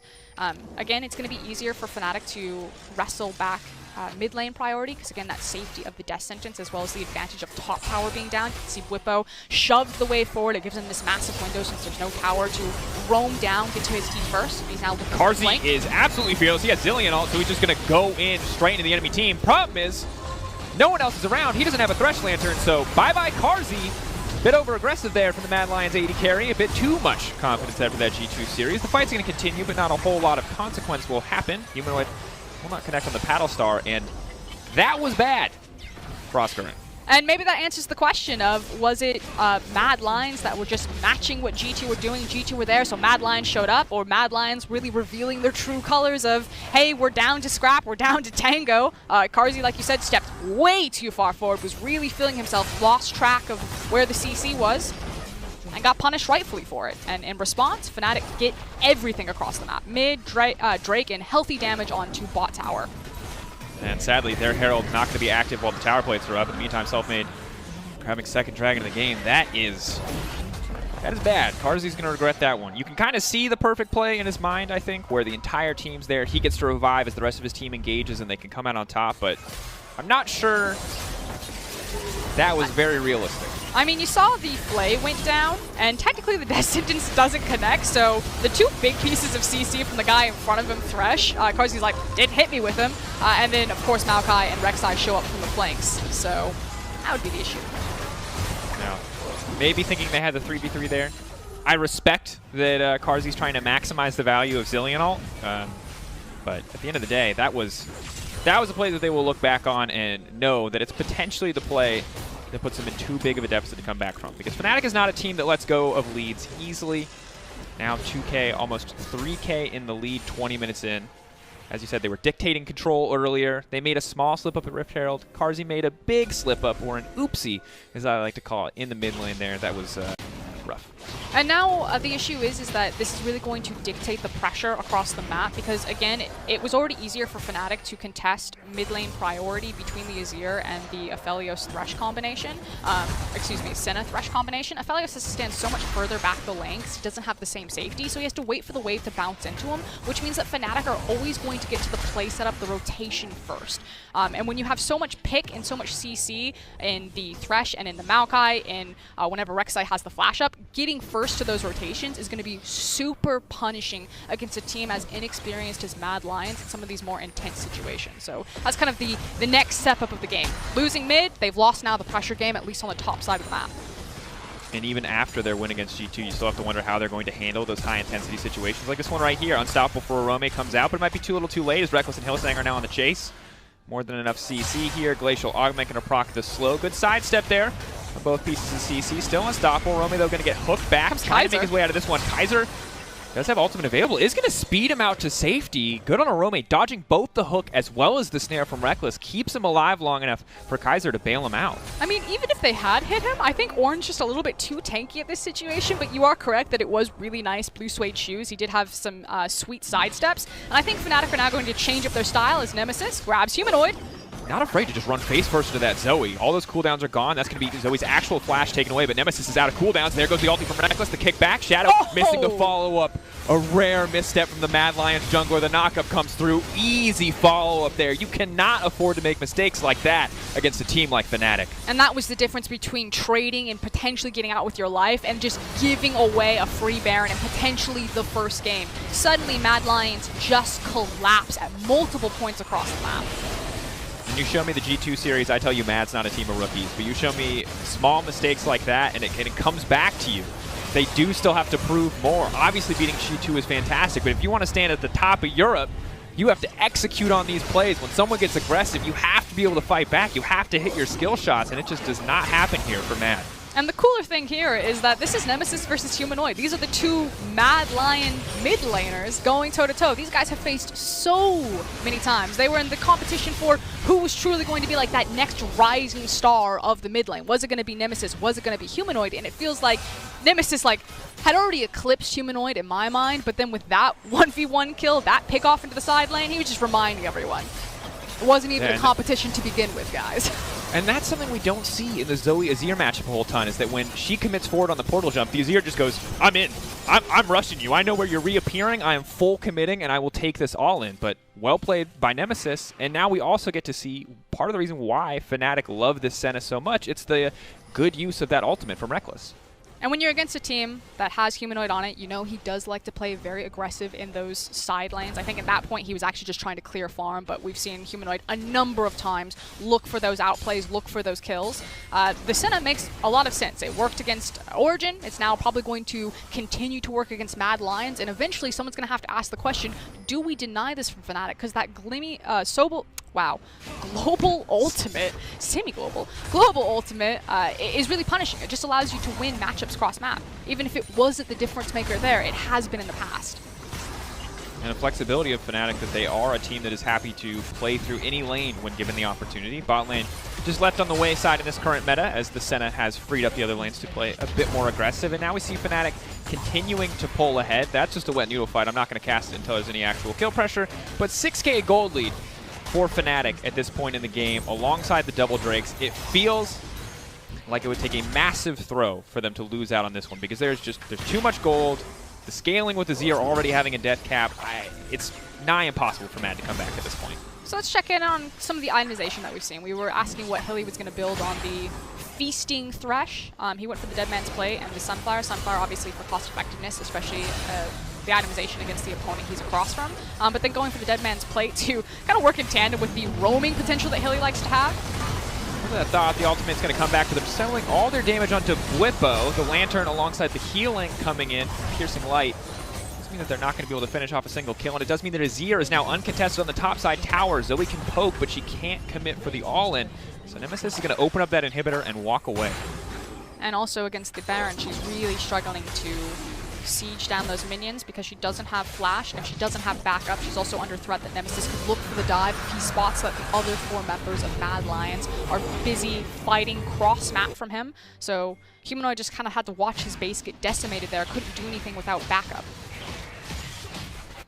It's a difficult situation because the stakes just raise when your opponent has a Baron. Single mistake turns into guaranteed inhibitor tower instead of just being maybe one tower, maybe one small objective. When you're this late in the game, everything is more high stakes, and Mad are paying the price for small moments of indecision, for small moments of overcommittal onto a now pretty much officially unkillable Maokai, at least when the team is around. Now, something that can be said, though, is that we did see Mad Lions go 5 games with G2, so while this one looks like it's going to be the loss, we expect that Fnatic should be able to cleanly close it out from the tape that we have. We know that Mad Lions are able to bounce back from these situations. Again, Kaiser in his interview said that they really have nothing to lose. They just have to, they've already proven that they're a good team. No one's really expecting them to win the split, so it alleviates a lot of that pressure, and they showed that in the G2 series that they can go the distance, that they have the endurance, and they can find the mental reset. And that's something that we don't usually get to say about rookie teams, right? Usually it's, hey, you lose one game against the higher seed, the perceived top team. Usually we kind of expect these teams to struggle, to suffer, not always to fall apart, but there's usually some change in performance when an enemy team is winning, and it's partly due to single mistakes from individual players. But Mad have earned that faith. They've earned that credibility with their victory over G2. So something to look forward to is how they adapt in the next game. What we see change in this draft if they take the Senate away, and what else they have up their sleeve. Because this feels very standard Mad Lions to me, but knowing their coaching staff, I feel like there's got to be some spicy picks that they have not shown us quite yet. Yeah, it does feel very standard. Maybe the Zillion, kind of the only strange thing here, or at least out of the ordinary from Mad Lions. We've, of course, already seen Fnatic play it in the playoffs, as this does feel like a little bit of a slow chokehold from Fnatic right now, as they're just kind of suffocating Mad Lions out of the map. It does mean that there's a little bit of time here for Mad Lions to dig deep, try to find that miracle turn. What that would look like is, again, you need Shadow to find some sort of deep flank, get a necessary target, preferably someone like Nemesis, and hopefully back kick him into your team and just delete him. Yeah, taking Nemesis out of the fight makes everything significantly easier, because Rek'Sai's damage, while solid, falls off a lot. She's definitely not going to be able to one-shot Carzzy unless Carzzy is severely mispositioning. Almost all of the sustained damage is actually Azir at this stage of the game. Is Hilly building a Wit's End? My god, yes he is. Oh boy, do you remember Wit's End Sunfire Cape? Do you remember when it was OP? That was my jam back in top lane. It's coming back for Thresh. That's a lot of damage, Frost. He's playing so much side lane support right now. This is what he does. He gets fed, like, reckless, here comes the airplane. Like, yeah, open your mouth, Hilly. Like, spoon feeds him all of this gold. And then no matter what champion he has, he builds. He's got the passive movement speed from Deadman's Plate. He is so tanky between the armor of Sunfire and Deadman's. And then now he has the Wit's End. He can push waves pretty effectively because he can hit so quickly and then just burn them with the fire. And even if you catch him, you can't kill him. Oh, flank on mid lane. Bwipo now going in. He's going straight onto Kaiser. He just wants to isolate the Zillion. The ulti now forced out, and that means Carzzy has to run for the hills. Selfmade trying to make his way in, but the kickback's coming through. Still, Bwipo's right on top of Carzzy. Carzzy's desperately trying to live. He's got a lot of life steal, but I don't think it's going to be enough. He's getting burned down, and there it is. Selfmade going to find the kill. Nemesis swoops in and takes down Humanoid once again. Selfmade now on the chase, and Fnatic are just going to be able to barrel into the base of the Mad Lions. And it feels like Fnatic just sucker punched Mad Lions, just took the wind all out of their sails, at least for game one, and remind everyone, we have emotes! Oh no, we truly are the heavyweights of playoffs. Spam the emotes, guys. Put the salt in the wound. I forgot, I did not know. Shout out to Selfmade for that one. Sorry, Frostburn, you had a great point ready. I hadn't seen it before. It was a special time seeing the Pengu cheering. It's fine. Fnatic. Take your moment.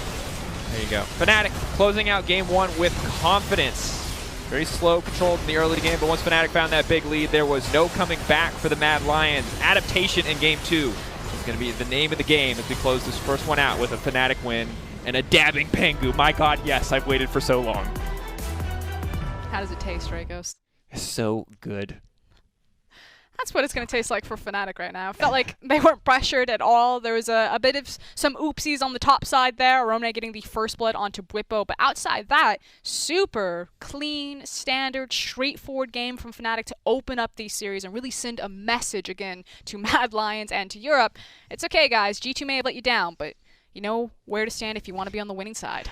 I feel like that's accurate, and I feel like it's interesting now that rather than the story being G2 versus Fnatic, it's at this moment who can do better versus Mad Lions to win back the faith of like the old school European fans that are either siding with G2 or siding with Fnatic. Here's the thing, Mad Lions, they don't have to win this series to have already claimed victory. They have already won as far as playoffs are concerned. They are already the base of our heart. Yeah, top four. In your first season, beating G2 in your first season, it's already your first split. Your first split, yeah. It's monumental thus far. But that's going to do it for us here at the Caster Desk. When we return, more spicy League of Legends action. There it is. Teams are definitely stronger than they were last year. I still believe that we are ahead of the competition, given our players. I'm not scared of losing. I just always try my best and give it all I have to win. Dennisblade catches onto Perk, but he turns around to Petrifying Gaze. That manages to stun two. The knockup from Wonder is fantastic. G2 have turned this game around. Every team makes mistakes, but they will always get punished. They will not really get to the late game that they want to with their comps they draft. I think we are all very motivated to still win the split. We are just getting started, actually, and it's the start of our journey. Teleport coming down, the stopwatch has been used. Nukeduck's Emperor's Divide is fantastic. The Grand Starfall comes down. This has gone horribly, horribly wrong for Rogue. While we are one lose away from being out of playoffs, I'm really grateful that we still have a chance to make it to the finals.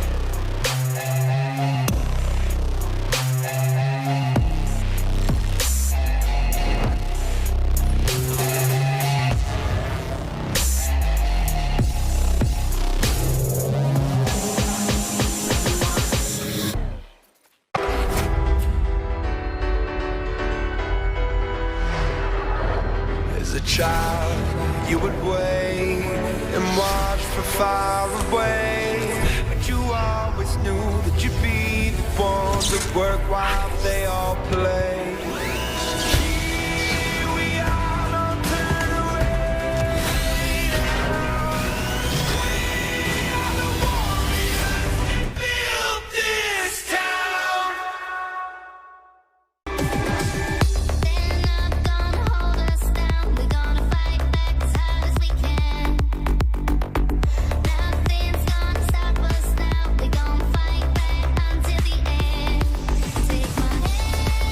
We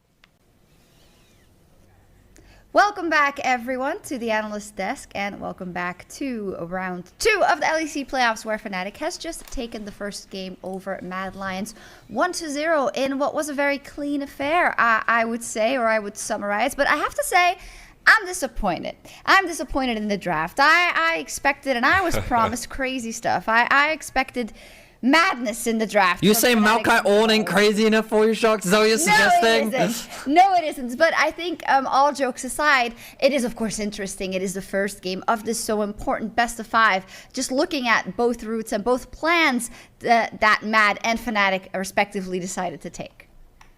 I liked what Fnatic showcased here. Okay, well, I'm... Oh, Yamato, I see Yamato speaking, but he's muted, so sorry, I don't hear him. Sorry, I'm here, I'm sorry. He's here. Sorry, okay, Yamato, go. I muted one, not the other, and the third, and the fourth. It's complicated, anyway, man. Technology. It's very complicated. Is there any wonder people are afraid of technology? Nevertheless, this draft... I really like the Fnatic draft because they stole away the Azir. The Senna Thresh, it's so unique in the sense that, you get this tanky champion with you always. The Azir takeaway kind of put Humanoid in the position where he last picked Zoe, and looking in Zoe into so many tanks is just not that great. You always look at compositions like this and you compare the scaling, and I think Fnatic is favored here because they have the Azir to kill the tanks, and they have the tanks to block the Zoe Qs, and on top of that, they have the cleanse value on Senna and also Azir, and these are the things that are going to matter as you scale into the game. But then again, it didn't really matter because Fnatic stomped so hard in that mid game. I think what was really interesting to me about the draft was how, when I looked across the board, my question marks were, okay, this Thresh being funneled resources seems kind of weird. I was also looking at the Rek'Sai pick, and I'm like, okay, Rek'Sai doesn't really have a huge amount of options. You could look to try and gank bot, but it has to be early. And I felt like that it was kind of a mishmash. But when you look at it in entirety and what its goal is, the priority is that in the early game, Fnatic actually have prio in mid because of the Azir. He's very good at pushing fast. This means that you have early river control towards the bot side of the map. And because Senna and Thresh can actually get push in this 2 versus 2, it gives you the ability to control the bot side river very early on. This gave Fnatic the opportunity to play for early Drakes, which is very important, especially against a team like Mad. Because as Yamato was saying, Fnatic had a comp that scaled better, but something that Mad do very well, and they showcased against G2, is if you put the pressure on early Drakes, you can stack up to that 4 Drake win condition very quickly. So by delaying that and elongating that, it makes it a harder win condition for a Mad, which means that they're forced into more difficult situations early on. And I think this is what made things much harder for Mad, because they didn't have the same agency that they had against G2 last week, and Fnatic just felt like they were controlling the pace of the game from minute 1. Well, I would put a little caveat there because I agree Fnatic did look, of course, very strong, but I wouldn't say Mad seemed so incredibly out of sorts. And when you look at the games they did play versus Fnatic in the regular season, 1 win, 1 loss, we see that just like in this game, things are pretty stable until the 16-18 minute mark. No big mistakes were made whatsoever until this point. So is this just a consequence of Fnatic's draft matching up better at this point in time versus Mad? Honestly, I think this was just a straight-up int. There's not much to do with it. Karzi was trying to target a Thresh that honestly had like 200 armor at this point in time. And the key thing what we mentioned in the pregame is when Fnatic get ahead, they stay ahead. When they get a position to snowball, they get that 1 kill, all of a sudden it leads to so much. We saw the Mountain Drake, we saw the bottom turret, we saw the mid turret as well. If Fnatic is ever in this position in a game, we don't see them losing. It is so important to skip these mistakes because Mad Lions did have some moments of goodness. We had the solo kill with the Ornn, they had the contest on the Rift Herald, they took the Rift Herald, maybe they could use it to get some kind of advantage, but instead we had Karzi trying to use Zilean a bit too much, rushing in on that Thresh that had just too much armor. It is the surprise of the funnel Thresh, of course. But for me, it kind of comes back to what you were saying, Shox, which is very much that, yeah, I think the draft did put Mad into this kind of position because I think the easiest lane for them to gank was mid, and we actually saw them attempt a gank mid quite a few times, but to no avail, and a large part of that was because of the cleanse mid and because of how Nemesis controlled his lane. But once they couldn't get that, you said it, yes, they were even at that point, but this is a bad thing for Mad, because if they're going even into the later stages of the game, then Fnatic's comp is just going to be stronger and better, so they had to try and force a play. That was the play they tried to force, the play didn't go in their favor, and then things just kind of got worse, especially when we saw that top lane play go horribly wrong for the side of Mad, where Nemesis moving off to a side lane, not something that you typically see from an Azir, but the moment he sees this Zoe extremely far pushed out all the way into the middle of the top lane, he's like, this is easy for me. I can quite easily get this solo kill, and you're able to see how Fnatic quickly transition this into a very big Baron take. And that is where Fnatic rather is, of course, feeling very, very at home, right? When they get that advantage, when they know they can go into that Baron and then just push out the games. So what we're getting at here, and what I'm gathering from you, Thaddeus, is the fact that it wasn't necessarily a bad draft to begin with, and they are playing to their tendencies as in Mad, but they might be up against an opponent where they will have to go to the next level and change some things up in order to stay in this series. I think so, because I think once again we got to see the great adaptation from Fnatic in their drafting, and I think question mark pings were coming up in many people's heads when they saw that second pick Thresh. But Yamato and I were talking about it, and the whole goal was not only you taking that away from Kaiser, but you're also taking a strong 2v2 bot lane away, which means they can't play through their bot lane, which is what they're so accustomed to and what they find a lot of success with. So when you deny that away from this Mad Lion squad and you force them onto something like a Zillion, which sure, okay, I kind of understand the logic behind it, but that's not what they find success on. Kaiser is really good at making plays. Kaiser is the person that sets up a lot of these opportunities for you, especially in the bot lane. So it feels like that this quick on the thinking and the Azir pick as well that Yamato was talking about, so many small things that look on paper strange, but a lot of it is very targeted. And then when you get into the second half, Mad is like running out of options and grasping for straws as they don't know where to take their draft next. I think also on top of that, we had the 3 bans from Fnatic's side onto that bottom side. I think we're at the point in time where a Senna ban has to come because Fnatic is just too flexible with it. And then I want to see a higher priority on Azir because Humanoid's champion pool is a bit smaller. With all these tanks in the picture, it's better to have Azir. But then again, Fnatic will adapt towards Azir too, so it's tricky for Mad Lions. It is tricky for the Mad Lions, and it was always going to be, but we have to remember this was only game 1, and we've counted them out before, but they still have 4 games to prove what they are worth. However, it is Fnatic who come out on top with big control in that first game. Let's see if they can keep it up after the break.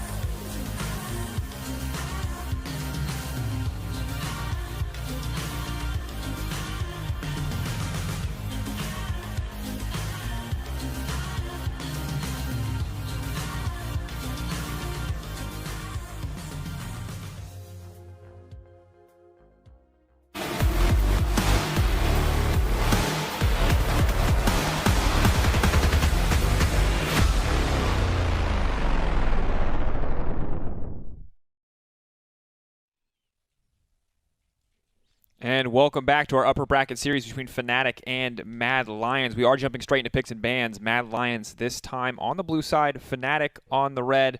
I'm still Dracos, still joined by FLICKR. We're going to get things kicked off very quickly here. And I want to immediately tee off what the analyst just said, which is, will Mad Lions ban the Senna? Or will they, again, try to trade it for another high-priority pick, try to trade it for another free farming lane phase, and Carzzy just decides, hey guys, that one might have been on me. I went a bit too aggro in that mid lane on the Aphelios. We can take the free farm lane and try to run it immediately back. Adaptation, I'm curious as well, FLICKR, because I'm not sure. I would love to see the Senna banned away, quite frankly.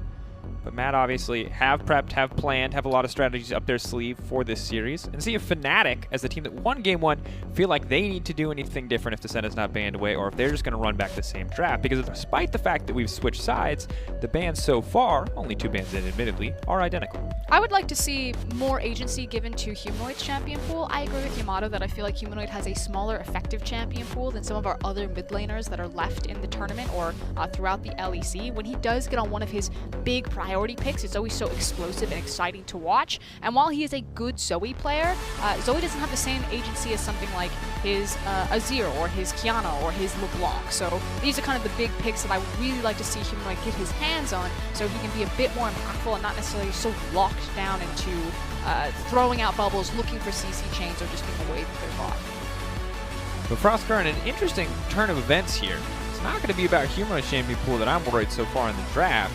It's going to be about Fnatic banning their own Senna away. Now, maybe they know something from scrims that we don't, but this is not something that Mad have really been known for over the course of the season. Carzzy very much a traditional, more of a hyper carry player outside of that MF pick, and now they've taken it away from themselves. Ezreal also banned by Mad Lions. Set the follow-up. There's actually so many bot lane focused bans in this draft so far. And is the priority pick going to be the Renekton priority that we've seen or the Aphelios priority that we've seen? I personally am on the side of Aphelios. Thank you, Mad Lions. But that does mean that the Renekton that we've seen really dominate a lot of drafts throughout playoffs has slipped through everyone's fingers and kind of everyone's goalpost right now. It might not just be a priority between Mad and Fnatic, but it is something to think about, especially with top laners like Ornn and Set taken off the table. And I'm curious to see if we see that adaptation that you talk about. The MF going to be picked up for Fnatic. Would not be surprised to see it paired with Hylissang's Thresh. I frankly love that duo for Fnatic. But of course, Gragas was unbanned, so Selfmade will grab it there. But one thing that we talked about last game, FLICKR, was the adaptation overall for Blippo, if it was going to remain tank meta, or if we would see Blippo really start to flex later on in this series by trying to pick something that is more of a bruiser, that is more aggressive, that can kind of snowball these leads a bit faster. I mean, historically, when Fnatic have looked across from Aphelios, they were one of the first teams that brought out the Gangplank or the Zac into the pick, effectively just making Aphelios' life a living hell by constantly throwing backline and dive access there. You already have great reach with the Misfortune ultimate as well as the Gragas cask, so I expect the Zac and the Gangplank to be on the minds for Fnatic pending what matchup is going to go down here, and to really make Carzzy sweat in that backline from pressure. But also, I feel like we have to talk about the jungle now, because the Grag's been locked in for Selfmade. It's 5-0 so far in the playoffs, undefeated. And Shadow, we saw a monstrous performance up against G2 on this Olaf. A champion I have honestly very mixed feelings about, but when it's played well, when it starts to win a game, it looks so absolutely unstoppable. And it's quite cute that Shadow would pick Olaf across from Fnatic as Nemesis flashes Annie, praying to the Church of LS. There we go. Ooh, the Yasuo Gragas combo.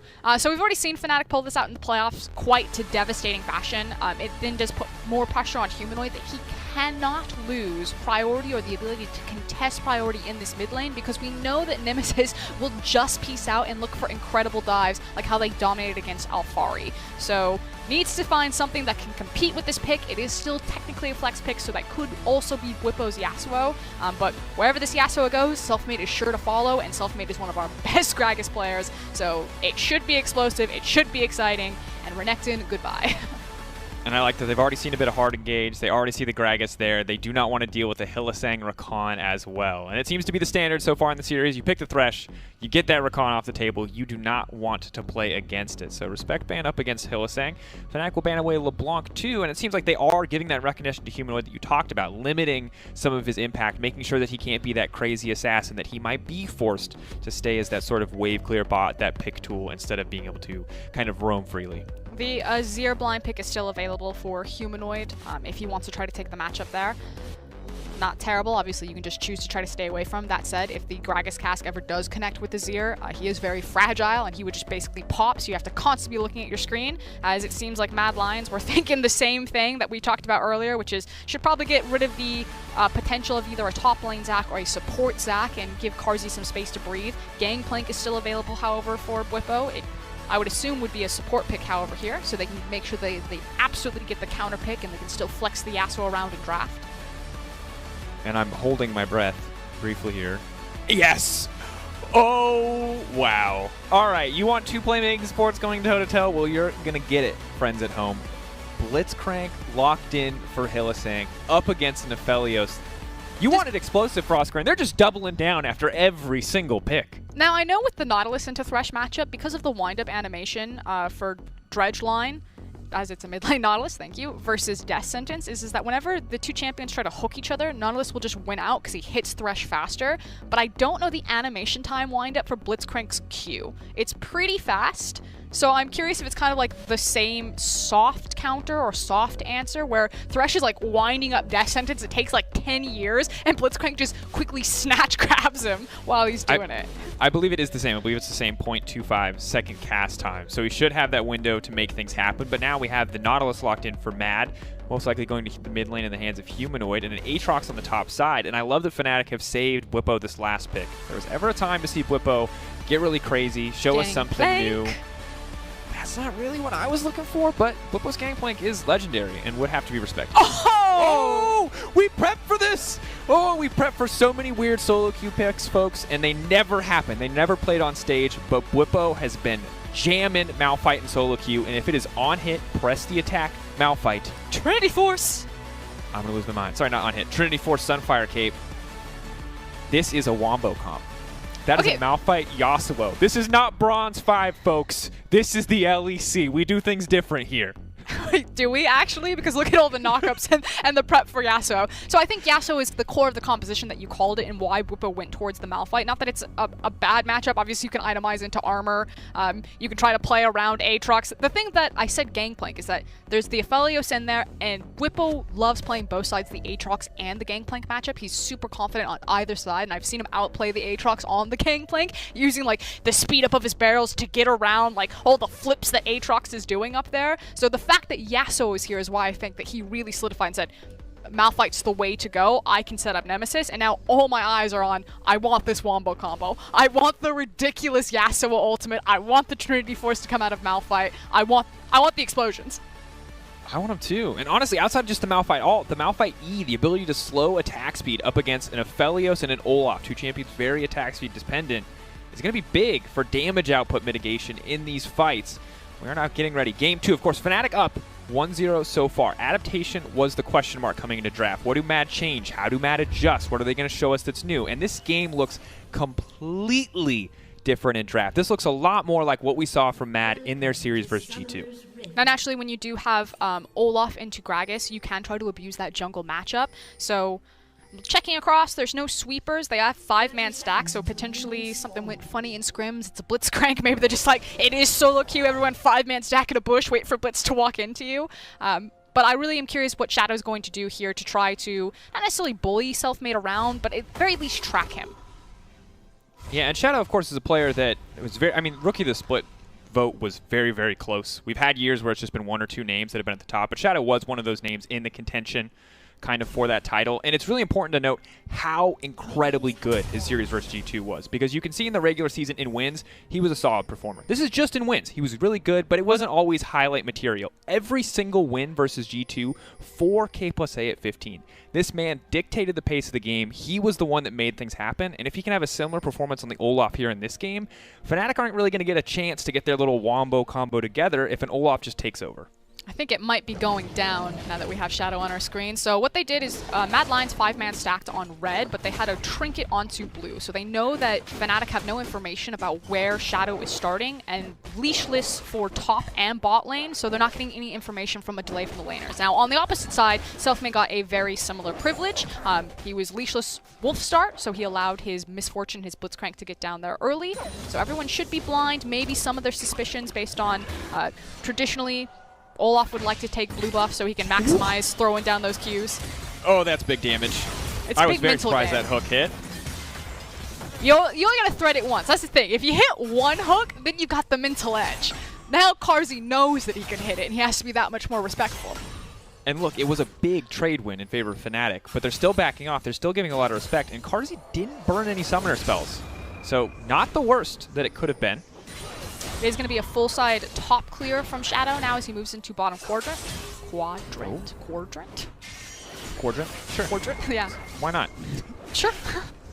There you are. We're seeing a little bit of contention here in the mid lane. Of course, Nemesis has to be careful here. The setup could be pretty easy. The flash is not going to be quite what he needs. Quick first blood. The emote spam for it as well. Humanoid's going to grab that one. That's what that was. Humanoid, obviously on the Nautilus. He's got CC riddled throughout his kit. He flashes forward, makes sure that he can get the auto attack, which, what, is it a snare? Is it a root? I don't know which one it classifies. It's a snare. It's a snare. It's really fair is what it is. Very fair and balanced. Locks down Yasuo and just lines it up for Shadow right there. So again, full clear into, he had the sweeper because again, he backed after they 5-man stacked. So he was able to make sure that this wasn't warded to even give Humanoid the option of setting up this play. Sidesteps the tornado, knows that there's no CC left. There you go. Flash for flash. Flash just a little bit late there, and it might not have even been enough to come in. Selfmade was, of course, on the way as well. But this is the beautiful thing about a Nautilus in the mid lane, is the setup for an Olaf is just too easy. It is as simple as just auto-attacking the Yasuo, and he can't do anything. Windwalling an Olaf axe is not enough to stop him from killing you more often than not. But as we check in on the top side, we mentioned a little bit about press the attack, Malphite, Frostcurrent. For right now, it does seem like Bwipo is suffering. Not quite getting the value that he wants. I'll hold that thought, though. There's the perfect Thresh setup as Hylissang is now in trouble. The hook's going to go out. Hylissang grabbed up here. Carzzy now with the onslaught. They're taking their time on this one. Hylissang go down there, and Shadow going to walk away. The Ignite burned as well. Hold up. Selfmade on the way in. Humanoid's there too. Bwipo's not really going to be doing anything here. They are going to at least get the 1-for-1 as Selfmade continues to get aggressive onto a Rome. But early game Malphite, not quite a strong champion. His jungler did come up to bail him out. I do want to start with the bot lane play, however, because I believe Hilly held his flash for that. As that's scary. Rome now in trouble. Bwipo zooming in. He's going to get walked down. Should be pretty easy for Malphite to get that one. Rome has the dash, though. Selfmade covering over the wall. Is going to backstep. Well played. The body slam forward, and Bwipo's still going to grab that kill there. Down in CS, but managing to get another kill for himself. He does need to have Selfmade assist him with the wave, however, because as Bwipo's minions came in, they were focus fire, and it's going to push. So thankfully, Selfmade's hanging around to help him reset. So here's the thing. Really excellent gank setup from Kaiser, but Hilly looks for the sidestep, like he does the little Mario Kart snake where he's waddling back and forth, and he had flash. And maybe he's thinking, if I flash the hook, the axe will still hit me and I'll still die, but maybe it's also arrogance of holding the flash and not just immediately trying to get out of the hard CC. I think that one's a bit for the review tape. Yeah. I'll give him the benefit of the doubt there that he thought he could size. It's hard to believe the sidestep works out, though, because Blitzcrank just has... He's got a big booty. Big old hitbox on that Blitzcrank. Makes it pretty easy to land a lot of those skill shots in those tense moments, especially when he's already slowed there. But for now, very back and forth. Matt actually with an advantage here in the early game, and they talked about it right at the start of the day. In the interview that we heard with Kaiser, Mac was saying to the team, play your way, play aggressive. And now that we see Matt getting more aggressive, it already seems like it's starting to work better for them here in this game. Downside is, right now, Fnatic still starting to dictate the pace here as they go for this dragon. But Matt on the full-off, all off into the pit, but he's not going to be able to fight that one away. The knock-up to Wombo combo is there, but Carzzy's now free-firing into the rest of the team. He doesn't have a ton of damage, but maybe he can get it done. Nemesis with the Conqueror will not be enough. Fnatic may have gotten the dragon, but at what cost? 2 kills picked up by the side of Matt, and that's a 2K gold lead 6 minutes into the game. And that means Humanoid's going to be on a springboard for getting access to his Proto Belt. Like, obviously, you want to funnel those kills into Aphelios, but it's not terrible to have Nautilus get them, because if he has the Proto Belt, it helps him get access to wave clear, and he can start roaming around, getting unlocked, and moving his utility around into the lane. So I don't think it's the worst thing that Humanoid's sitting 3-1 on the Nautilus mid. And at a certain point, he will just be able to lay the smackdown on that Yasuo. And that is the nightmare state for Nemesis if Humanoid continues to pull ahead, if he gets that Proto Belt anytime soon. And Frostcurrent, when we look at game 1, 4 kills at 15 minutes. This game, they're gonna die. Well, we got 7 and we might get 8, because now Kaiser is going to get knocked out here. Reckless retreating under the tower. No CC coming in from Carzzy. Carzzy also out of mana, but Shadow just going to rock and roll his way through that one. Tower will not finish him off, and Hylissang, just another name on the list. Mad Lions obliterating Fnatic in this early game.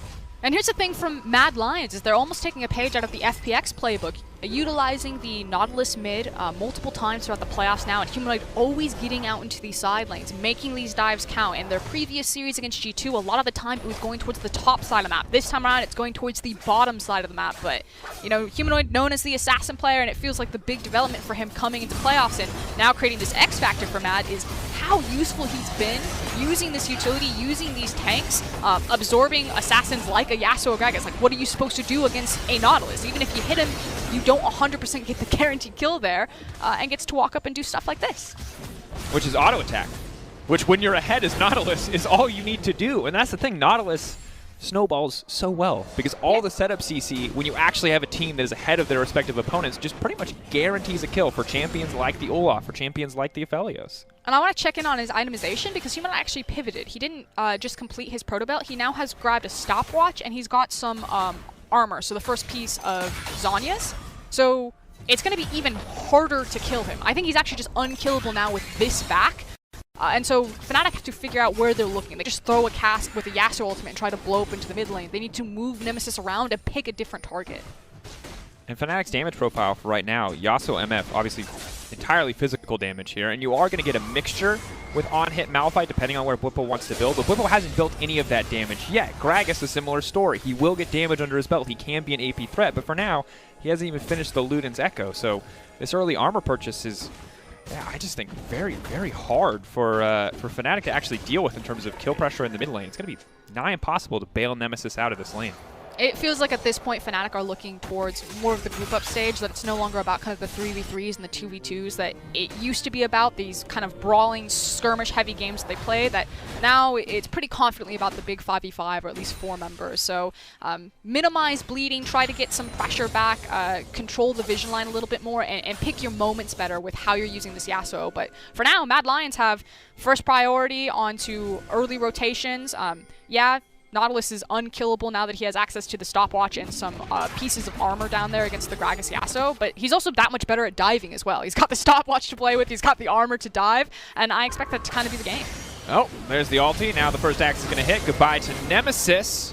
I was about to say it's not all lost. The CS difference is there. You know, he's got an advantage, but now Humanoid's going to grab at least 1 plate, if not 2. And I'm running out of nice things to say. And that's not a bad play by Nemesis. His opponent is just a Nautilus Olaf. He can't do anything at this point. He has to respect it, though. And where Nemesis truly got the better of Humanoid in game number 1, Humanoid is laughing all the way to the bank in game number 2 across from Nemesis right now. That is, like you said, it's Nautilus. You pressed R on him. Nemesis is like, this is cool. I'm really glad that I get to play around this. I could flash under my tower. I will most likely immediately get hooked. So instead, I will accept my death honorably. I'll burn exhaust and nothing else. Of course, as a reminder, tomorrow, G2 Esports versus Origin will fight to play the loser of this match, either Mad or Fnatic, starting at the same time the show started today. So be sure to tune in for that one. But at this moment, Blippo trying to build a bigger advantage here on the top side of the map, willing to get more aggressive up into a Rome. The matchup getting a lot easier now that he has the Bramble Vest and a Gragas to back him up. Definitely needs his jungler's help here. Maybe they get a kill. Body slam, wombo combo. They're trying to finish that one off. The cast is going to do it, but Blippo may have to trade his life for this one as Humanoid comes in. The Nautilus, very beefy. Proto Belt there as well. And Selfmade just going to pop Predator to run away from that one. Good follow-up from Humanoid on the TP to pick up 1-for-1 in the trade.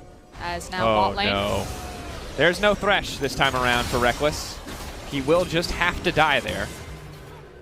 And that's the rough life of having a misfortune. Reckless had his flash. He's like, there's no way I get out of this one. It's fine. I'll take the L. Olaf, kind of the feast or famine jungler. If he gets ahead, he's got a single play pattern, which is why a lot of analysts don't necessarily think very highly of Olaf, especially in a game that seems to be dominated so often, so much by who can outscale late game. But when you do get Olaf springboard ahead, that binary playstyle, all he's got to do is run into the backline and blow someone up, and it's going to be Reckless's number every single time. And if he continues to get fed, it can be anyone's number. I remember when we started talking about the series, Analyst S was looking a lot at the bottom lane, and we're finally seeing kind of the Carzzy and Kaiser show up in a way that they just couldn't in that last Senna game. It just was not the most interactive laning phase. And I'm worried, Because you talk about Olaf being, you know, like once he scales, once he gets going, he's really powerful. I kind of feel the same way about Blitzcrank. He's such a win more champion. When you start to win, when you can set up vision and you can just fish for hooks over the wall, Blitzcrank looks so good. But if you start to fall behind, he doesn't do anything for your AD carry. I agree with that. I just think that there's a bit more agency on like a Fed Olaf. Like if I had to pick between the Fed Olaf and the Fed Blitzcrank, a winning team with a Blitzcrank. I should clarify. I'm not trying to feed kills to my Blitzcrank. You're not playing funnel Blitzcrank this time around. Look, we could. I'm He's always building down, Frost. Blitzin. If you want to not farm on Senna and let me play Blitzcrank, I will gladly whiff 100 hooks before you give up on me. But in this case, I'm okay. No, focusing back on this game. Ooh. I'm trying to think of where I want to go to. Right now, maybe with this Blitzcrank on a losing team, you just need one pick. That was the moment. Of course, the ultimate comes up, so. Potentially, Fnatic could look to re-engage the fight, though. With Olaf ultimate down, he's a significantly more vulnerable target. Only form of tank against right now is Ninja Tabby. I think at this point, Fnatic, again, it's about stopping the bleeding, so they knew the Herald was going to go down. They're not going to try to force it, at least not without Whippo. Maybe if everyone's grouped up and they can use a numbers advantage.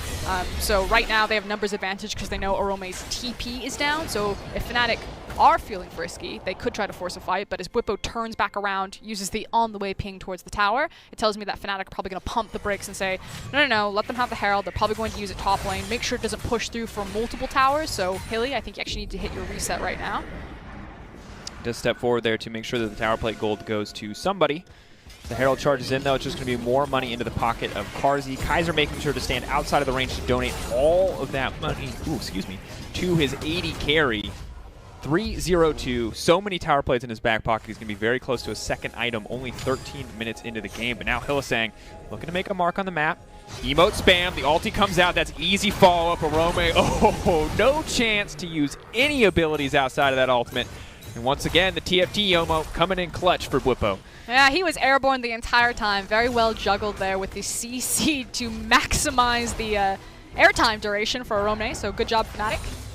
That said, they used everything. That was the Malphite ultimate, the Gragas Cask. So a lot of big cooldowns and now a big window for Mad Lions to kind of immediately rush onto the map and to try to force fights onto Fnatic's members. Good thing is that Fnatic's key ultimates will be back up by the time the Infernal spawns. So Fnatic at this point are saying, it's cool, wait until next ult, probably around the Infernal. So within the next 2.5 minutes, it should be about setup on bot side river. Keep our eyes there. Setup is definitely coming through for Mad Lions, taking advantage of the fact that they know that they have more members active on the map at this stage. Infernal, going to be one to keep our eyes on. Obviously, for either of these teams, it's going to be a very big deal. Carzzy, though, continues to be the person that I've got my eyes on. He's finished Boots 2, as well as the extra 2 daggers. And this guy is going to get very scary, very fast for a team like Fnatic, because if they don't hit their wombo combo, Carzzy is more than certainly going to clean up an entire fight. Wind Wall obviously can make that very difficult, but I'm a little nervous for Fnatic as we get later in the game. Yeah, it can at least slow them down. And I agree with you. My questions will be on Carzzy's positioning. In Game 1, it was a misposition from Carzzy that kind of led to disaster of the game, really spiraling out of Mad Lion's hands. That said, Carzzy has really impressed me over the regular split for how aggressive and how confident he's felt to maximize his damage output. Now, that does mean that he tends to die a bit more than other ADCs, so there's definitely windows or tendencies to punish there. And there is pressure when you are on a composition that, I mean, I guess it's a little bit alleviated because Olaf's super fed. I was going to say, like, your Aatrox fell behind and you're running with a tank in the mid lane, so there's more responsibility on Carzzy to carry, but with Shadow being so fed, it's a little bit alleviated, but still, has to be on his best behavior this game. I do worry for Mad if they're under pressure to kind of up the pace, up the ante, because we continuously see Arome getting singled out, and every time Fnatic members commit resources there, they are getting summoner spells, they are finding these kills, they are slowly crawling back into the game in terms of gold. Selfmade's getting very strong very fast, double pen items already completed. So I wonder how much longer Mad are going to feel very confident to take these fights if they keep giving up these kills, if they keep losing these small advantages on the side. Lane of Shadow, now going to try to rock and roll his way out of that one. The Lantern will get kicked, but Whippo just follows over the wall. They might be able to grab Kaiser here, even if they can't take out Shadow. They're now running for his life. The hook will connect. Carzzy standing over the wall. That's going to be a big, huge fall, but Nemesis is now on the way in. Looking for a knockup to get the ult started. Whippo's continuing to step forward, though. He remains unafraid. Now they're there as well. Nemesis dashing in. That's the shutdown onto the ult. That's big. And just like that, Fnatic starting to close the gold gap. Only 2K difference now. A solid play in the end for the team. Yeah, making the most of the dive right there. In fact, they're going to turn it around. Ooh, another hook. Keep your eyes on any kind of knockup. Nemesis holding off on the ultimate, definitely wants to get that one, but Humanoid, one of the strongest members on the team, is just acting as an excellent front line, but how much longer? Nemesis wants to find the knockup. The wind wall's there. He's got the ult down. Nemesis playing so well around the wind wall, but not well enough. Carzzy close out that kill as a double goes over to Reckless. And Reckless and Carzzy just plant their feet and are just unloading as many auto attacks as possible.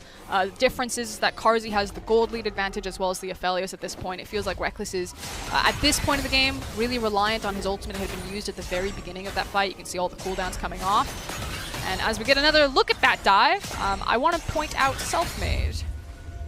So because he had used his ultimate in the previous exchange, which, first and foremost, we have to back up. That is such an obvious trap, and I think that that comes from maybe not being used to playing against a Blitzcrank when you place the ward and then you just stand on the other side. Whoever comes up to clear the ward, you just snap grab them over. So Shadow should learn his lesson there. But pointing out back to Selfmade, because he had used his ultimate previously before the fight, I think it extends it a little bit for Fnatic. Like, if Selfmade has his ultimate there, they don't have to chase so deep, take so much damage to clean up some of these back half kills. And then I think this is the other questionable decision from Fnatic, for Hilly to re-engage the fight when I think they got everything that they wanted already. Oh, hold that thought, Frosker. And we got another fight. We got a TP on the flank. Whipple running into the backside. He's looking for the setup. He's got the perfect access for Yasuo. The entire team is grouping in the pinch. They can't afford to do that. They have to back away from Whippo. They're retreating. That's the knockup. Nemesis won't be able to get into the midst of the fight. Still zooming onto a Rome, though. The knockup is there. He's going to deny the death.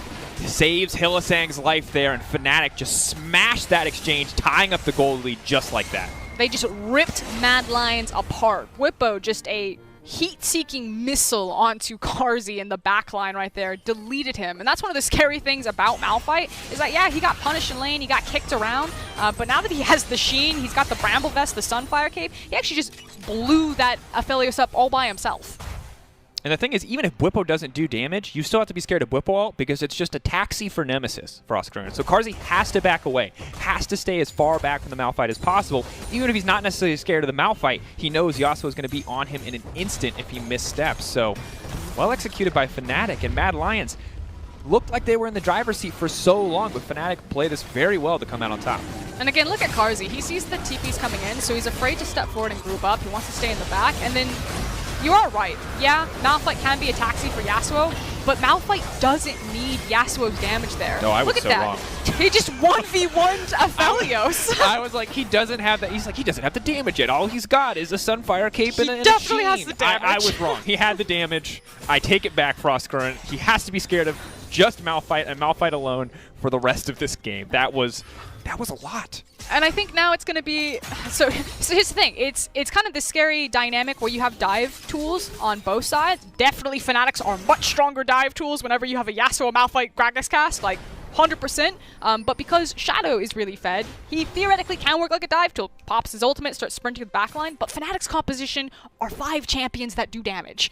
So even if he finds one of them and trades his life, you still have to deal with the other 4 members. Because Orome got tanked pretty hard up on the Aatrox, he's not as powerful as he should be, and you're still running with a tank-esque support in that mid lane, so it's not like Humanoid's going to be picking up the damage slack. I just think compositionally, Mad Lions, these fights are going to be so much harder for them to survive. Oh, Reckless. Body Slam's going to come in. They just have enough damage to burst through the Olaf. Carzzy just getting 1v1 by the Malphite. Frostguard, I'm glad you corrected me, or I certainly would have looked like a fool for the second time. That damage is so gross. Hylissang coming in with the hook, though, trying to buy space for Nemesis. Nemesis dashing out, getting the reset on the air blade as he comes through. Stacks up another tornado, can just fall up right onto Humanoid. Humanoid been hit by 2 in a row. Reckless, they're going to try to clean it up with the ultimate, but Humanoid, from dominating here in the early game to getting obliterated under this tower, will be the 1-for-1 trade there between the 2 mid laners. But my god, Mad are getting destroyed. I'm curious how Whippo found Carzzy all lonesome in his mid lane. I was watching what was happening in the setup top lane, but we'll see it in the replay. This does mean that Fnatic are going to easily rotate, walk to the Baron, pick that one up. And again, this game felt very tense, very close. You know, maybe some people were getting behind Mad Lions. They were making movements. Olaf was super fed, and then just like on a dime, 2 team fights back-to-back. Fnatic just rip Mad apart and rip the game wide open. Rome coming over, though. Shadow going to try to zoom in, but that flash is going to feel foolish. Oh, the ultimate's not there either. They're just going to slowly but surely walk him down. Carzzy waiting over the wall. Maybe they can buy enough space for the retreat, and they will do so. So saving Shadow's life, and now it's Hylissang in trouble. But Whippo coming in. He's not too far off from the ultimate, but Fnatic have decided to pull their finger off the trigger, back off, get the resets, and we'll take a look at this play one more time. So it's greed. That's what it was. Oh, no. Oh, the emote! I'm sorry. If you're tired of me getting excited about emotes, I get it. You see them all the time in your solo queue games. This is the first time they've been in pro, and it's so special. Outside of those World ones, which we don't really count. They're not very BM. They use them in the LPL, so I'm a little bit over it. Sorry, Dracos. I love it so much. Good hook from Hylissang as well. Actually, potentially could have gotten a kill on Kaiser a little bit faster if he hadn't pulled him out, but they still managed to close it out. 1-for-1 overall, but Fnatic are just monstering in these fights, and Mad cannot move their members around the map fast enough to respond to what Fnatic are doing. Okay, so this is what Mad need to do, because I agree. At this point of the game, even without the Baron, I think that Fnatic, I like the execution of their composition on what Mad's composition in its current state can do. Mad needs to make sure that Carzzy survives, I'm going to say, at least 2 of these ultimates, preferably 3. Now, if he does survive that, then I think Mad Lions, they still have great scaling potential, great damage, you have good meaty front line, nice levels of CC, and some disengage. You just create space for Carzzy. Issue is that they're never going to get a front-to-back team fight. Oh, There's too much dive access. You can see it happening before your eyes. Oh, no! Ah! Not like this! The wombo combo for Fnatic, but Reckless instantly dies. Mad may have suddenly turned the fight. Whippo's very focused on Carzzy. They have managed to isolate him and take him out, but no, the flash over the wall. The pullback coming in from the Aatrox changes clutch, but Nemesis now trying to finish the kill off to Humanoid in the mid lane. Fnatic still on top of the fight so far, but not the disaster situation he made it out to be at the start. Carzzy trying to lay down damage from the backside. Arome flashing out to safety. Keep your eyes on that Hylissang hook. It will connect onto Kaiser, and that means one more name on the list, one more death. But Kaiser will walk away. Not quite enough damage here. Arome trying to buy more time in Shadow. Sacrificing his own life, let's say, to buy space for the team. The hook will not connect from Hylissang, and Fnatic still coming out on top. That was a nasty outplay from Selfmade that actually ended in Shadow's death right there on the replay. Selfmade's like, you want it, I'm tasty, I'm delicious, come on Shadow, you can come for it, and just sidestep the axe. Shadow then overcommitted, his team then collapsed on him. That was actually very clean. So, Carzzy survives this initially, but the key things to take away from this team fight is that Carzzy now doesn't have access to flash, and he doesn't have access to heal. He burned everything. So what we should see is immediately coming out of this, Fnatic are going to sprint at Carzzy and delete him at the very next opportunity that they have. Ooh, and I think the flash over the wall for Whippo is timed perfectly, unintentionally, with Arome's pullback there on the Infernal Chains, so he does not get to finish the kill. So Shadow's going to come around this wall. He sees the Gragas, and he's like, I can at least trade on this jungle. And Selfmade just pops him with the slow, sidesteps the axe. He's like, you're in trouble now. You thought you had me. You never had me. In early game, Olaf, those duels, it doesn't matter. He's going to catch you. But late game without his ultimate, it's just, he's just dancing on him. And so much hope for Mad Lions here in this early game. And we talked about Fnatic as nature as like kind of this wombo composition. There's always a chance for you to just outright win games with that style of comp. But I thought they were so far in the hole that they couldn't come back. And absolutely not the case. Fnatic have continuously find fight after fight after fight after fight in their favor, even after falling so far down early on. They are starting to get some of the more key items that they needed to on their Aatrox to participate in some of these damage. Also, I believe that Humanoid has completed his Gargoyle Stone Plate now.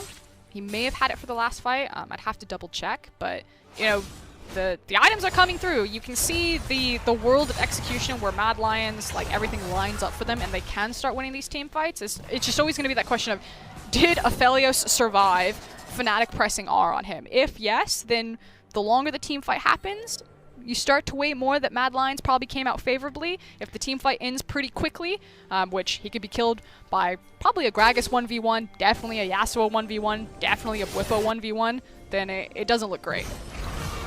Rome does not want to get caught out again. Already 0-5. Hylissang on the chase here. Frostguard, my concern is this.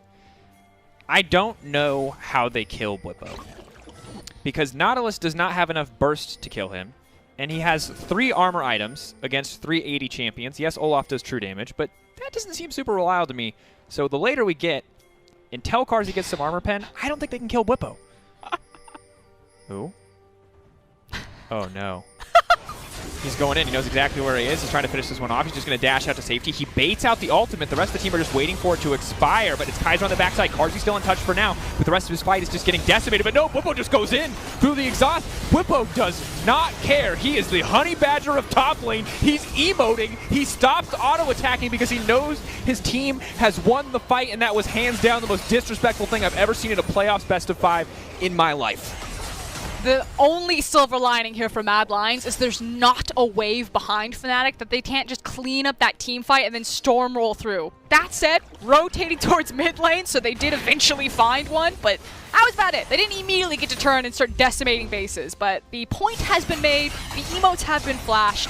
Fnatic maybe starting to style a little bit, especially Bwipo into that backline. I don't think that there's a lot of options that Mad Lions have left. I think picking Aphelios into Fnatic is almost like a death sentence. It is not where you want to be. Fnatic going to grab their second Baron of the game. And from here, Fnatic set to close out yet another matchup. This time, Mad showing us so much more, but still not enough in the face of Fnatic as we look back on this, well, very wild exchange. I mean, it's adorable because Nemesis is just like getting information. You see all of the 4 members of Fnatic in mid lane, and then Nemesis sits in the bush. He just waits for his team to give them the numbers advantage when they start this fight. The fact that, again, it's Fnatic who are first to the rotation, which has been kind of the constant throughout these 2 games of the series. And then as soon as Carzzy shows his face, Bwipo has R. He's just like, I don't even need Yasuo. I'm taking this Uber alone. Right on it. And Bwipo, of course, couldn't have finished off the kill, so he chooses to press S instead. But with no lifesteal and no armor pen, outside of maybe Bloodline Legend, or Legend Bloodline, he's killing himself on that Malphite when he auto-attacks. And that is the absolute worst possible scenario for an AD carry that has to kill 4 other people on that team in any given team fight for Mad Lions to win the game. And unfortunately, Arome has, again, we said, he's completed 2 items now, but he's still just so far behind the clock that he's no longer a damage threat onto the side lane. It's really now just left open to Shadow and Humanoid, maybe CCing someone to death, and hopefully Olaf's damage is enough to take them down, but oh no. It's dire straits. Here we go, possibly last stand for Mad. Self-mid fishing with the cask is going to go in. Nemesis won't look for the fall. Body Slam Flash will not connect. Bwipo on the backside trying to zone Humanoid out of the fight. He can't go over the wall at any moment with that ultimate. He has Flash and ult available onto Carzzy, and he's going to go for it, but it will not connect. But now the American Assault comes out. The rest of the team still trying to fight. Humanoid in the backside, but they don't have any damage. Look at Carzzy By the entire team, but Carzzy, big ulti over the wall. Arome holding on for now, but Nemesis getting the ult. Now he's feeling himself. He's running through the entire team. Triple kill, Reckless flashing over. He's strutting his stuff, and Carzzy just does not have enough damage to close that one out. Infernal Soul, and it looks like game 2 for Fnatic as well. There was a split second. There was a tiny window where you could see it, where Carzzy was untouched, where he was starting to get damage across multiple members of Fnatic, and then immediately it was snapshot. Fnatic just obliterated everyone in front of them. They have the Baron, they have the waves, they have the soul, and they now have match point. 12k gold lead. Remember, Mad Lions, they were 4k up in this game, but Fnatic did not give them a single opportunity mid to late. A second win for Fnatic, a clean finish to the game, and as you said, Frostgren, match point, and the Mad Lions left reeling after that one. And now it's kind of back to the drawing board. They took away the Senna themselves, so they went for the Aphelios. Like, what do? You feel that you probably got a decent draft right there. Maybe they change up some of the jungle positioning, but I just think that this was execution-based, especially in those team fights. I'm going to say it again. I think picking Aphelios into Fnatic is just, it's a death sentence. You can't really do anything. This team just seems to obliterate that pick every single time. The Malphite was insult to injury. Well done by Bwipo. I learned a lot about the champion. Apparently, so did Mad Lions. Very, very hard to watch for any Mad Lions fans after there. But after the break, Laura's joined by Kadril for more insight as Fnatic are 1 win away from a spot in the finals. And we've got more playoffs action tomorrow. G2 and Origin facing off to see who will fight the loser of this best of 5. Don't go anywhere. Teams are definitely stronger than they were last year. I still believe that we are ahead of the competition, given our players. I'm not scared of losing. I just always try my best and give it all I have to win. Dennisblade catches onto Perk, but he turns around, Petrifying Gaze. That manages to stun 2. The knockup from Wonder is fantastic. G2 have turned this game around. Every team makes mistakes, but they will always get punished. They will not really get to the late game that they want to with their comps they draft. I think we are all very motivated to still win the split. We are just getting started actually, and this is the start of our journey. Teleport coming down, the stopwatch has been used. Nuke Duck's Emperor's Divide is fantastic. The Grand Starfall comes down. This has gone horribly, horribly wrong for Rogue. While we are one lose away from being out of playoffs, I'm really grateful that we still have a chance to make it to the finals.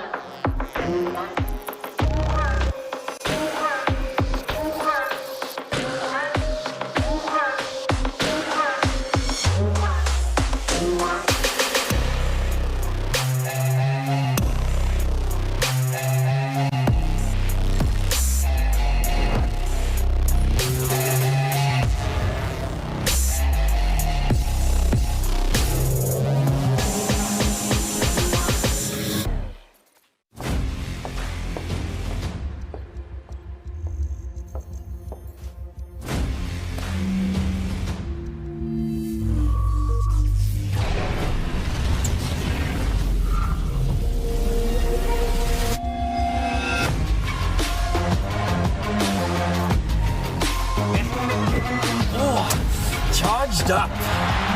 Hello, everybody. Let the game begin.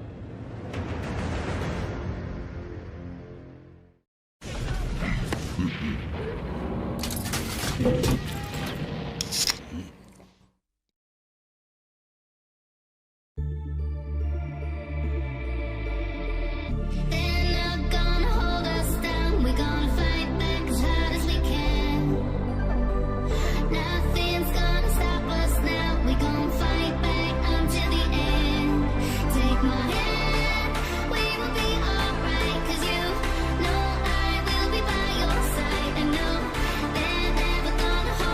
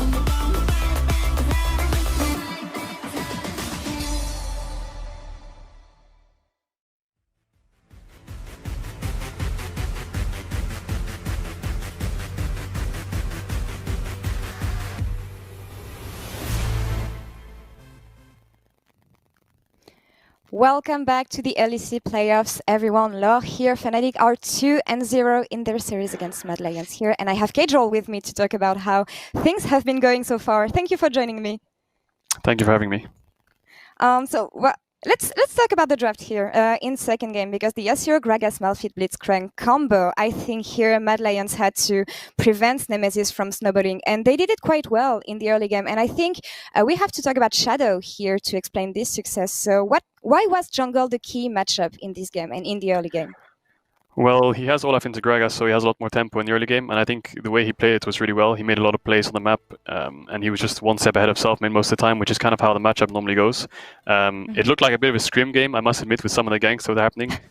He got loads of free kills, but he did his job pretty well. But that's kind of the thing with jungle right now. Whichever jungler blind picks first is already at a disadvantage, and that's what happens when you pick Gragas blind versus Shadow, who's a really good Olaf player.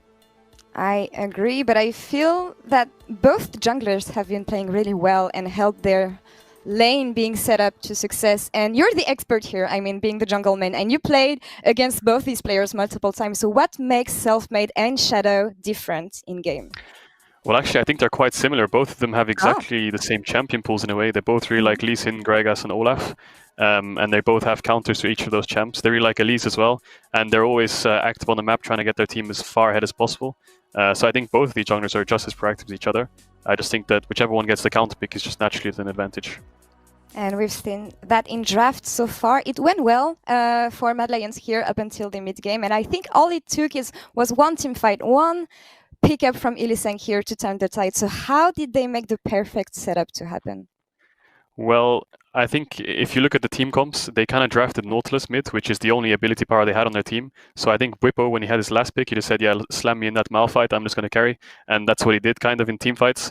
Their whole team just had full attack damage, and Nautilus kind of has a little bit of AP until 20 minutes. But when he starts building like Locket and Gargoyle, he's really falling off on the AP. So when it comes to team fights, yeah, I think Karsi can never walk up versus Malphite Blitzcrank. And yeah, it took, I feel like it really snowballed fast in a way. I was under the impression that whatever Mad were throwing at them after that, it didn't work. And there's a replay I would like to show you here. It's at 18 minutes around the dragon fight. You will see that there's a ward, perfect for Fnatic here, but Orome is also coming. So what went wrong for Mad here? How could they not turn it? They're trying to have a team fight in a choke, but Karsi can't get to the choke because he has no flash, so he's just sitting there like, guys, I need some help. And then Malphite just comes in and just completely one-shots him. So, I mean, there wasn't much counterplay there. It was kind of a 4v5 from the start, but Whippo kind of carried in the backline. And Misfortune has enough peel with Gragas and Blitzcrank to actually survive against the Aatrox, whereas Aphelios has absolutely zero peel against the Malphite when he has no flash. So, yeah, it was a bit messy. One-sided indeed in this team fight, and Fnatic kept the game in their hand, and it's match point here for them as they lead the series 2-0. So based on the two games we've seen and the game that ended here really quickly and roughly, I think, for Mad Lions, do you think that we saw everything from Mad? Did they reach their limits here against Fnatic? I think they have a few more things they can try and pull out. I think the Fnatic's drafting really well against them. They're denying a lot of their power picks, but Shadow is normally the enabler for this team, and he has been pulling off some plays, but it feels like Selfmade's just been pulling off just as many, and Fnatic's just playing well as a team, and I just think their drafts are just stronger in general when it comes to team fighting. And you saw in the first game it was pretty clean by Fnatic. This game there was about 40 kills in 25 minutes, I must admit, but Fnatic did have the edge in team fights regardless. So. Yeah, and when I interviewed the players, we talked about aggression, Mad Lions playing their game, but I feel like here to maybe win a game, they would have to rely on either flexing picks or cheesing maybe. I don't know where's the exit for Mad Lions here. What do you think? Well, I do think they have the raw talent individually. They just need to come together as a team, decide how they want to play team fights, right? In that game, in game 2, they're up 3 or 4k gold. Karsi was 4-0 on Aphelios. They just need to set up the objectives properly if they want a team fight. They can't just leave Karsi on his own, getting 1v1 by a Malphite with 500 armor. So, yeah, they just need to be more decisive when it comes to objectives and just play more around their carries. Agree. Do you think the fact that they play on blue side will have an impact here? Because they will. Is Mad Lions on blue side? Yep. Okay, well, hopefully they get a good power pick and first pick, something like Aphelios, Kalista, something like this, and then they can look to draft through that. They will get counter pick on jungle if Selfmade does blind pick the Gragas, but I think taking away the Gragas is really good. It stops Nemesis from being able to pick Yasuo, more importantly, and I think they will definitely pick away the Gragas and deny it from Mad Lions, because I know that Humanoid really likes Kiana. So I think Gragas is highly contested, but Shadows Olaf is good enough to counter it. Matchup jungle again to look forward to here. Kajal, thank you so much for all your insights about this game. And yeah, see you later, I guess. And we'll take a quick break now, and we'll come back in 3 minutes for what could be the last game of Mad Lions versus Fnatic. Stay tuned.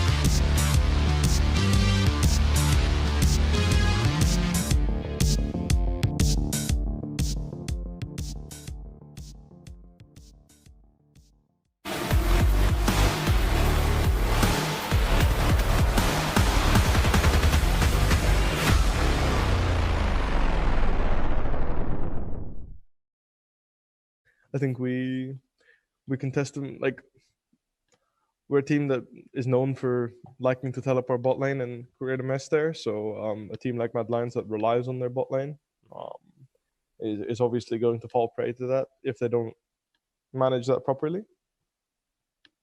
Their top laner tends to play weak side a lot, which is something I profit from a lot. The fact that I don't have to worry about a jungler coming too often is always a good thing for me. And then they rely on their like mid jungle in order to get their bot lane rolling, which is also something that I think we're quite used to dealing with. We have a lot of experience playing against teams like FPX, which are obviously a level above at doing that. So having that experience and having been able to prove that we can take a game off them is very reassuring when it comes to playing against a team like Mad Lions, because I think they're trying to replicate the same system, the same idea as what FPX are trying to get going or have been getting going. And welcome back to Match Point in our series between Fnatic and Mad Lions. What started as an excellent Game 2 for Mad Lions quickly turned against them. And as the story was in Game 2, the story must remain in Game 3. Adaptation is the name of the game here. What else can Mad Lions show us? Because last composition didn't work. Game 1's composition didn't work. How much left do they have in the tank? They are once again on blue side, Fnatic staying on red. And it's also, match point, do or die. Now, this is the upper bracket, so that means that whoever loses here, if it is Mad Lions, will obviously have a second chance to come back, fight another best-of-5 through to find their place into the final. So it's not like it's the do or die moment of their entire playoff run. And the adaptation that I would like to see is, I'd like to see Humanoid get a little bit more teeth. He had a wonderful performance on the Nautilus. He's, of course, a great Zoe player, but I'm looking for that something special. If it's him getting a hold of a LeBlanc, or again, we say things like the Kana, it doesn't have to be these champions specifically, but something that gives Humanoid agency to play a side lane, to play a 1-4 or a 1-3-1 style, to allow him to flex some of his muscles. So if they do go out and down here, he at least got to say, I put it all on the court. And I think that's it'll be interesting to see if that's the option that they take. Because I think also you could also look at this as Mad Lions and say, hey, we almost had him. This Nautilus-Olaf combo was incredible. If we get it again, we can get another lead, and this time maybe close it out. Maybe ban away the Malphite too, as long as we're taking options here. So whatever they do decide to do, I personally agree with you. I would love to see Humanoid kind of freed up to be that proactive playmaker in a way that fits his style more than just kind of playing the Nautilus mid, as good as it has looked in this series and against G2. The scary thing is that they're blue side, so if he does do it, it's probably going to have to be with a blind pick, which is why something like a LeBlanc would feel really good, because it is one of his favorable blind picks, but he's usually denied away from him. So that's also the added layer of struggle here as we move into the draft for the perhaps final time between Mad Lions and Fnatic. And already we see first ban mirrored from the previous game, Fnatic banning Kalista, so we're on track so far. The question for me is, do Fnatic ban Senna again, or do they risk giving it over to Mad Lions? Frankly, I think Fnatic are super happy saying, Carzzy, please play Aphelios every single game. We have a million different ways to kill this champion if that's where you're going to focus your damage. And instead, they're going to ban it themselves. So everything was following kind of to track on what we saw in game number 2, but instead of that Ezreal ban that we saw in game 2 from Mad Lions on blue side, it's now the Aphelios themselves. So what does the priority pick become? Because so far throughout this series, it's been Senna and Aphelios, so it has to change. Do they give up the Gragas again into the hands of Selfmade? That was one of the big picks that allowed them to come back in the game. Obviously, pairing it with Yasuo is part of the reason that it was so effective. But Mad, these are the moments where you really think you make every single second matter in picks and bans, because this might be the last opportunity you get to draft team opposition up against Fnatic. And Syndra, of course, remaining unbanned because they took away the Aphelios means that they now have the luxury of that flex pick, and we've seen Carzzy show us how good he can be on that champion. So it is a bona fide flex pick, unlike for many other teams in the league. Now, Syndra was banned by Fnatic in game number 1, but completely fell through the draft in game number 2. So I suspected that it just wasn't high priority because it wasn't as confident a flex pick for a team like Mad Lions. So you already called it. This could theoretically fall into anyone's hands. I'd be happy to see it go to Humanoid. Again, I wanted him to have a bit more teeth, and Syndra's certainly a champion that can do that. So we'll see what Nemesis has to answer. Usually in this type of situation, if you think it's going to be a Syndra mid, you're going to grab one of your tanks, something like an Ornn, although it is banned. Perhaps a Nautilus would work really well here because you deny her the kill damage. You could go for the Echo if you want to try the aggressive outplay, and they already have the Thresh to decide if it's going to be, the bot lane Syndra. She can hit you with the scatter of the weak, but you can use the Death Sentence to reposition yourself, offer yourself some safety down there. And also deny it from her, which I think is equally as important, because similar to Aphelios, Syndra really loves having that additional safety. She has a small amount of self-heal in that scatter of the weak, but if anyone gets around it, she pretty much instantly dies. So taking that support away is an excellent option, and we see Mad Lions keeping some of the things that made their composition work so well in the previous game. We have the Olaf, we have good gank set up with a Syndra and a Renekton now locked in, so I like the adaptation we're seeing so far. It also feels like now it's going to be the bot lane Syndra, although theoretically is still a flex pick. We've seen Noip the Renekton in the mid lane, and that seems to be where he's going. But right now, Mad haven't revealed a ton outside of what you just pointed out, Dracos, which is that they have good gank setup for Shadow, who goes back to the Olaf into the Gragas matchup. And now we see Whippo's Malphite once again. And obviously there's not the single source of physical damage like there was last time around, but the Renekton matchup should be okay. We saw that early on Malphite might suffer, but he does get, when he gets going, it's nigh impossible to stop him. So see what Mad Lions want to do to offer a bit more here. They could send to the Syndra bottom. They would need some more magic damage to mitigate their chances of just getting, well, Thorn mailed like last game. I think it'll be really telling if they decide to ban the Yasuo on who's going mid lane. Versus if they leave it open, because it would be the exact same composition that they just ran into previously, minus the Thresh for the Blitzcrank. If they leave it open, it would tell me that... Interesting. I'll let it go. It would tell me who's going to be the mid lane champion. We'll hold on to it for now. They've taken Leona away, so don't want to give away the potential Syndra-Leona kill lane combo. Also another champion with excellent setup for Olaf, so limiting some of those more aggressive support options. Would not be surprised to see Rakan taken away here as well. It's been banned, I think, every second phase across the first 2 games of this series. So it will be the Rakan in the end. Still have access to Tahm Kench if you still wanted to play it quite safe next to the Syndra. Other bland, I like Cassio. I was going to say blind pickable. Slip of the tongue, saw Zero, was like, bland champion. Blind pickable champions. Blind. Yeah, all right. Same difference. See what Fnatic does with their blind pick here, though. Yeah, Misfortune worked out well. And once again, this is my favorite pairing for Misfortune. Offers more safety. Both these champions roam incredibly effectively, and it's something that we've seen Fnatic have success on in the past. So getting their own hands on the power of the MF Thresh. I wonder if we see Kaiser try his hand at the quote-unquote Blitzcrank counter pick here. But so far, Mad now have to reveal their hand. Another Flex champion. Never mind. We still don't know where anything's going for absolute certain. Using 2 bans onto the mid lane, I feel like they are really trying to sculpt a really strong 2v2 mid jungle with a lot of kill threat. With any of these champions in combination, they can get that. And to be fair, Bwipo with full armor, really good at kill. Oh, wow. I love this.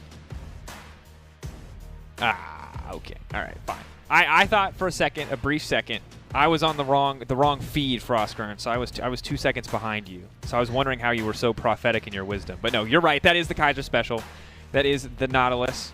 And now we have, once again, a ton of engage on the side of Mad Lions, but a little bit more of a split damage profile. I do like the fact that Nautilus and Pyke can kind of serve as similar instance here, although I think that Pyke does it slightly better, but Nautilus a little bit more consistent, which is unlocking themselves from that bot lane and sprinting towards the mid lane. And Nemesis is like, guys, I think that there's probably going to be a party in this mid lane, so I'm going to pick for pushing priority and safety here. The old input buffer Tristana rocket jump. For Tristana players, totally balanced. For everyone else, ludicrously OP mechanic. But it will help keep Nemesis alive here. And I actually really like what Mad are drafting. Once again, I like having a Sylas against a Malphite. Sylas stolen Malphite ult is just strictly better than full armor Malphite ult. Maybe we see some adaptation from Bwipo in the build. He's tried a lot of runes out in solo queue, but need to find out exactly what Bwipo wants to do here. And I feel like with no Azir bans, it kind of gave away the hand that it was probably going to be the Renekton into the mid lane, which is what Humanoid's going to stick with. Now, Tristana does get a lot more safety there, range versus melee matchup, as long as she's respectful of the slice and dice. So it might be a little bit harder here, but that's still a very powerful skirmishing 2v2 between this Olaf and Renekton. And that's a lot of very powerful champions on Mad. They no longer have just like a single to 2 damage threat composition. Every single person there has kill pressure, so it's on, do or die, game 3. Everything you probably want here for both of these lineups. Need to see who will come out on top. Can Mad Lions come back? We're gonna have to find out.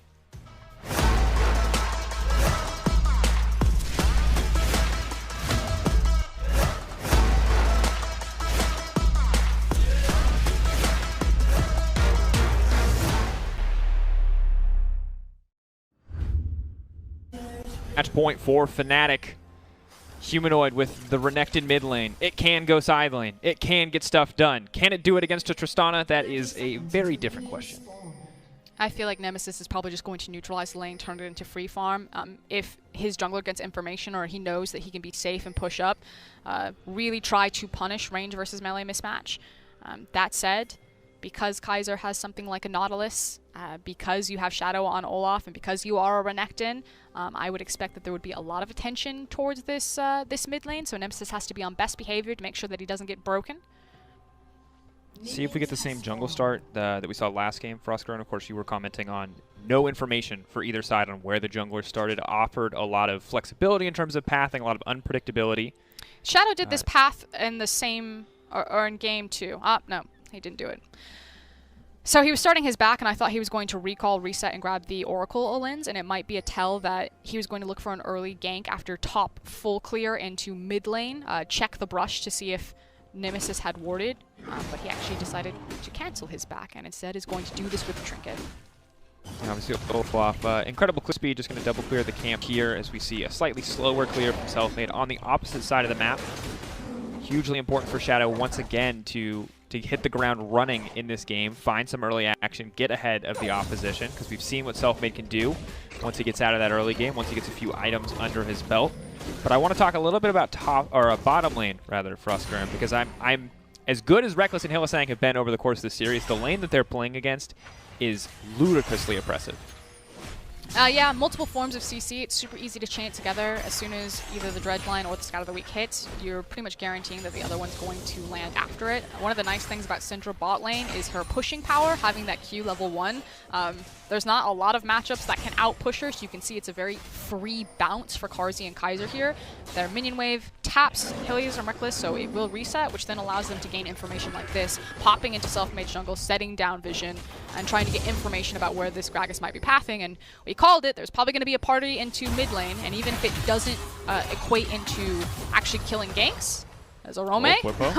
Getting a little frisky here, the flash away, press the attack, and it's just okay for Blippo. I cannot believe he came in on top. Conqueror, not enough to carry that exchange for a Rome. And I was just about to set up, even though Mad Lions might not get the gank off or the kill into the mid lane, the pressure there still denies something from Nemesis, so they are technically trading back. Arome then falls down in the top side, which is just disastrous using that flash, because now there's a huge target on his back, and the minion wave is, I can't spot it, but from what I can see on the minimap, pretty horrific. And yeah, it's frozen.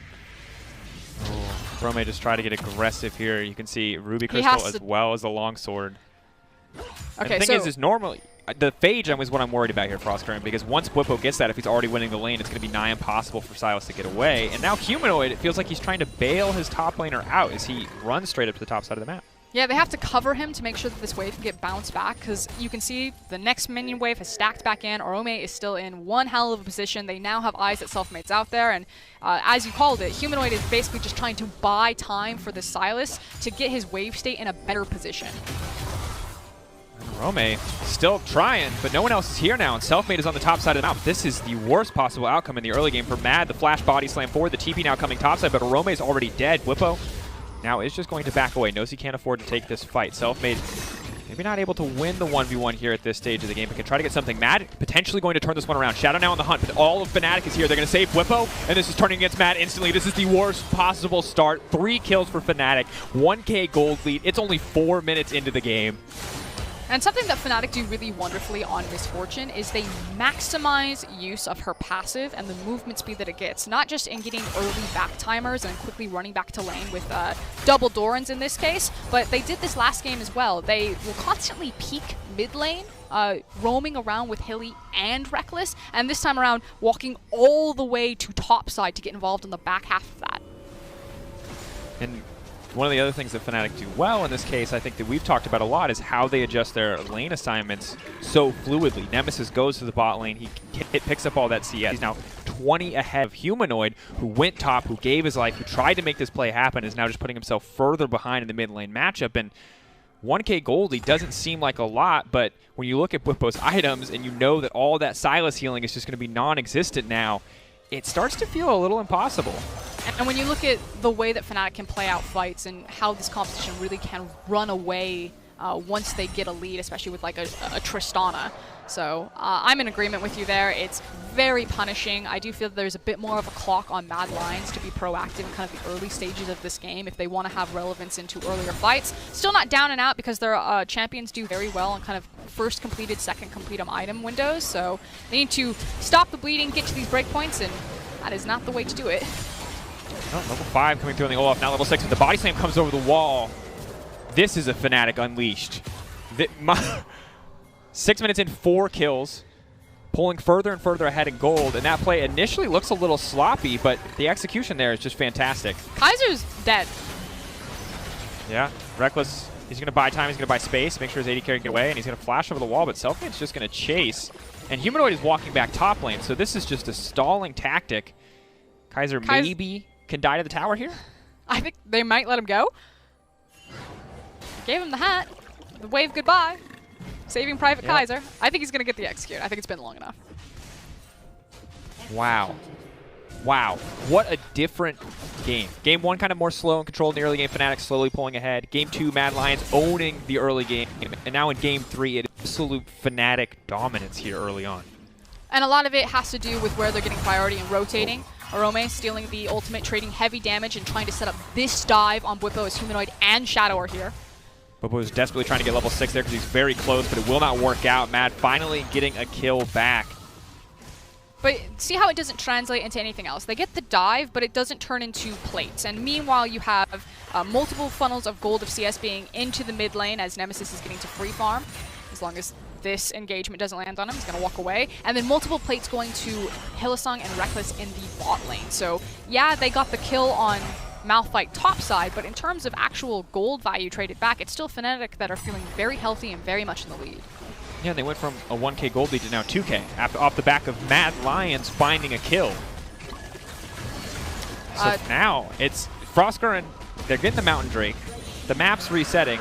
It's only triple Dorans for Reckless so far. The good news for Mad is no major items have come through, but what do you do if you're Mad in this situation? I mean, you try to create unfair skirmishes. Again, still using this Renekton. It's about picking the right target on the map. Maybe that's trying to team up with your Nautilus and maybe attack the bot lane, since I guess you can still have kill pressure on Bwipo right now because his itemization went to Executioner's Calling to try to deal with Silas's healing as opposed to some clear resistances, but it looks like it's going to try to be mid lane. Just think it's hard to really gank this Tristana, especially when Thresh is standing behind her. So yeah, for me it's about Mad finding the right target selection for unfair fights and skirmishes, whereas Fnatic can pretty much choose where they want to fight Mad. Powerful thing to have, and Mad are going to be the team to start up the Rift Trail here. We've talked about how this can be a disadvantage if you are spotted out doing it.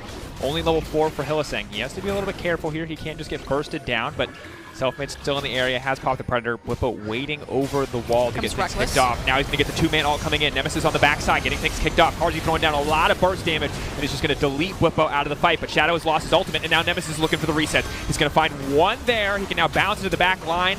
Rome has the ultimate to try to reset the fight. Nemesis now stepping back for a brief second. The exhaust goes down, and that's going to do it. Reckless finding another kill. Rome going to trade one back, and he's now trying to run, but it's too little, it's too late. The bomb goes off, and Nemesis now on a killing spree. And this is now a huge Tristana and a huge problem for Mad Lions. This is a composition that they're running that, again, does really well on kind of 1-2 items, but you've now just kind of springboarded Fnatic composition, which, in my opinion, can outscale and can have ease of execution on team fights to match them and now surpass them. So that was a pretty massive blunder that they're really going to pay the price for. 3K deficit, and the Herald hasn't even been popped yet. And you look back at this one, and Bwipo just waiting for that perfect ult setup. Mad just funneling in here and getting wrecked. What I think is really cool here is the patience of Nemesis on when he looks for the leap. He waits until Reckless is in position. He knows that Syndra can't just turn around and blow him up and burst him, and then he leaps forward. And it seems small, but in a lesser coordinated team, your Tristana might have, you know, as soon as possible leapt forward and done a bit of vein spotting and then just got turned around and blown up. But it's kind of these small details of why our top teams are our top teams in the LEC. And I completely agree, FrostGur. And you also look at the little backstep he makes up against Silas, because he respects that Arome has stolen his ultimate, that he can 100-0 him if he connects the change. So he backsteps, hits the exhaust, and then fully commits before they round out the fight. And because of play like this, he's now 3-0-3. He has the Blade of the Rune King completed. Selfmade has completed his first item as well. And Arome, he's stolen an MF ult, but at this point, I think it's just going to be wave clear before he really gets to do anything with it. Yeah, and like you said, it's the defensive misfortune ultimate that comes out. It does mean that the second tower just takes a big chunk out of it. Now, meanwhile, Mad Lions did get some work done cross-map. They actually zoned Nemesis off of the tower with a numbers advantage. Got, I think, some gold into Humanoid's back pocket, but still not feeling great with... he's got his first completed items, laced up his Nikes, he's got his Ninja Tabi, and that's about it.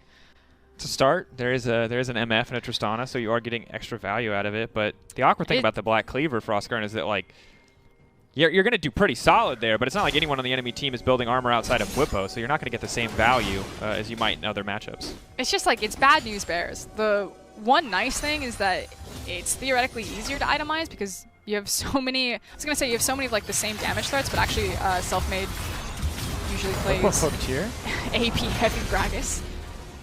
Whippo now trying to sidestep under the tower. Might be able to trade back with Humanoid as he dashes away. One more tower shot. Not going to be enough.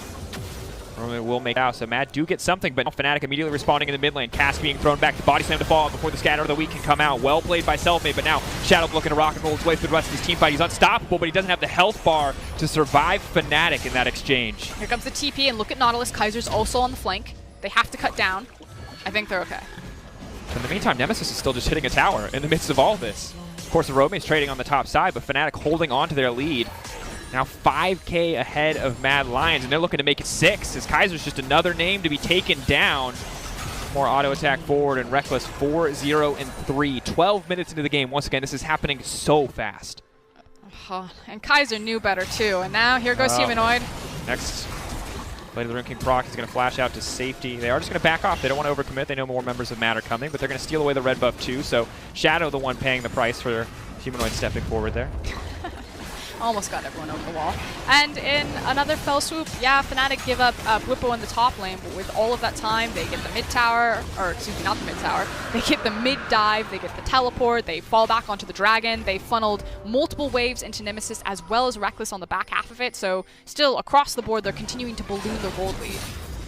And now maybe now some alligator shoes. No rocket jump available for Nemesis, mostly got the reset there. Now he's going to miss. Whip on the backside. Can just look to ult, wants to, has to, but he's just going to get burned down before he gets the opportunity to use it. Thresh still stepping forward. Shadow now running, now chasing. Nemesis throwing down as much damage as he can, but he has to be careful. A good leap out to stop the abduct from connecting, but Mad Lions find a solid skirmish. Yeah, a bit of an int of a TP. Whippo doesn't have access to his ultimate. It's still on cooldown. So that is a one-way ticket, and finally a mistake from Fnatic that Mad Lions are able to capitalize on. Difference is that it still only amounts into a single turret plate. So every time Fnatic are finding these advantages, these victories, these fights, these skirmishes, it's always like multiple plates, multiple farms of gold, a dragon. When Mad Lions get it, it's like a kill, and in that time it was a kill and a single plate. And I like the aggression initially from Nemesis, but then you see the TP come in, you wonder what's going to happen. And I didn't see that Malphite cooldown, Frost, so I thought, oh, Mad, they've thrown it all away. But you're like, you can trade 1 for 1. Nope, can't do anything, as it turns out.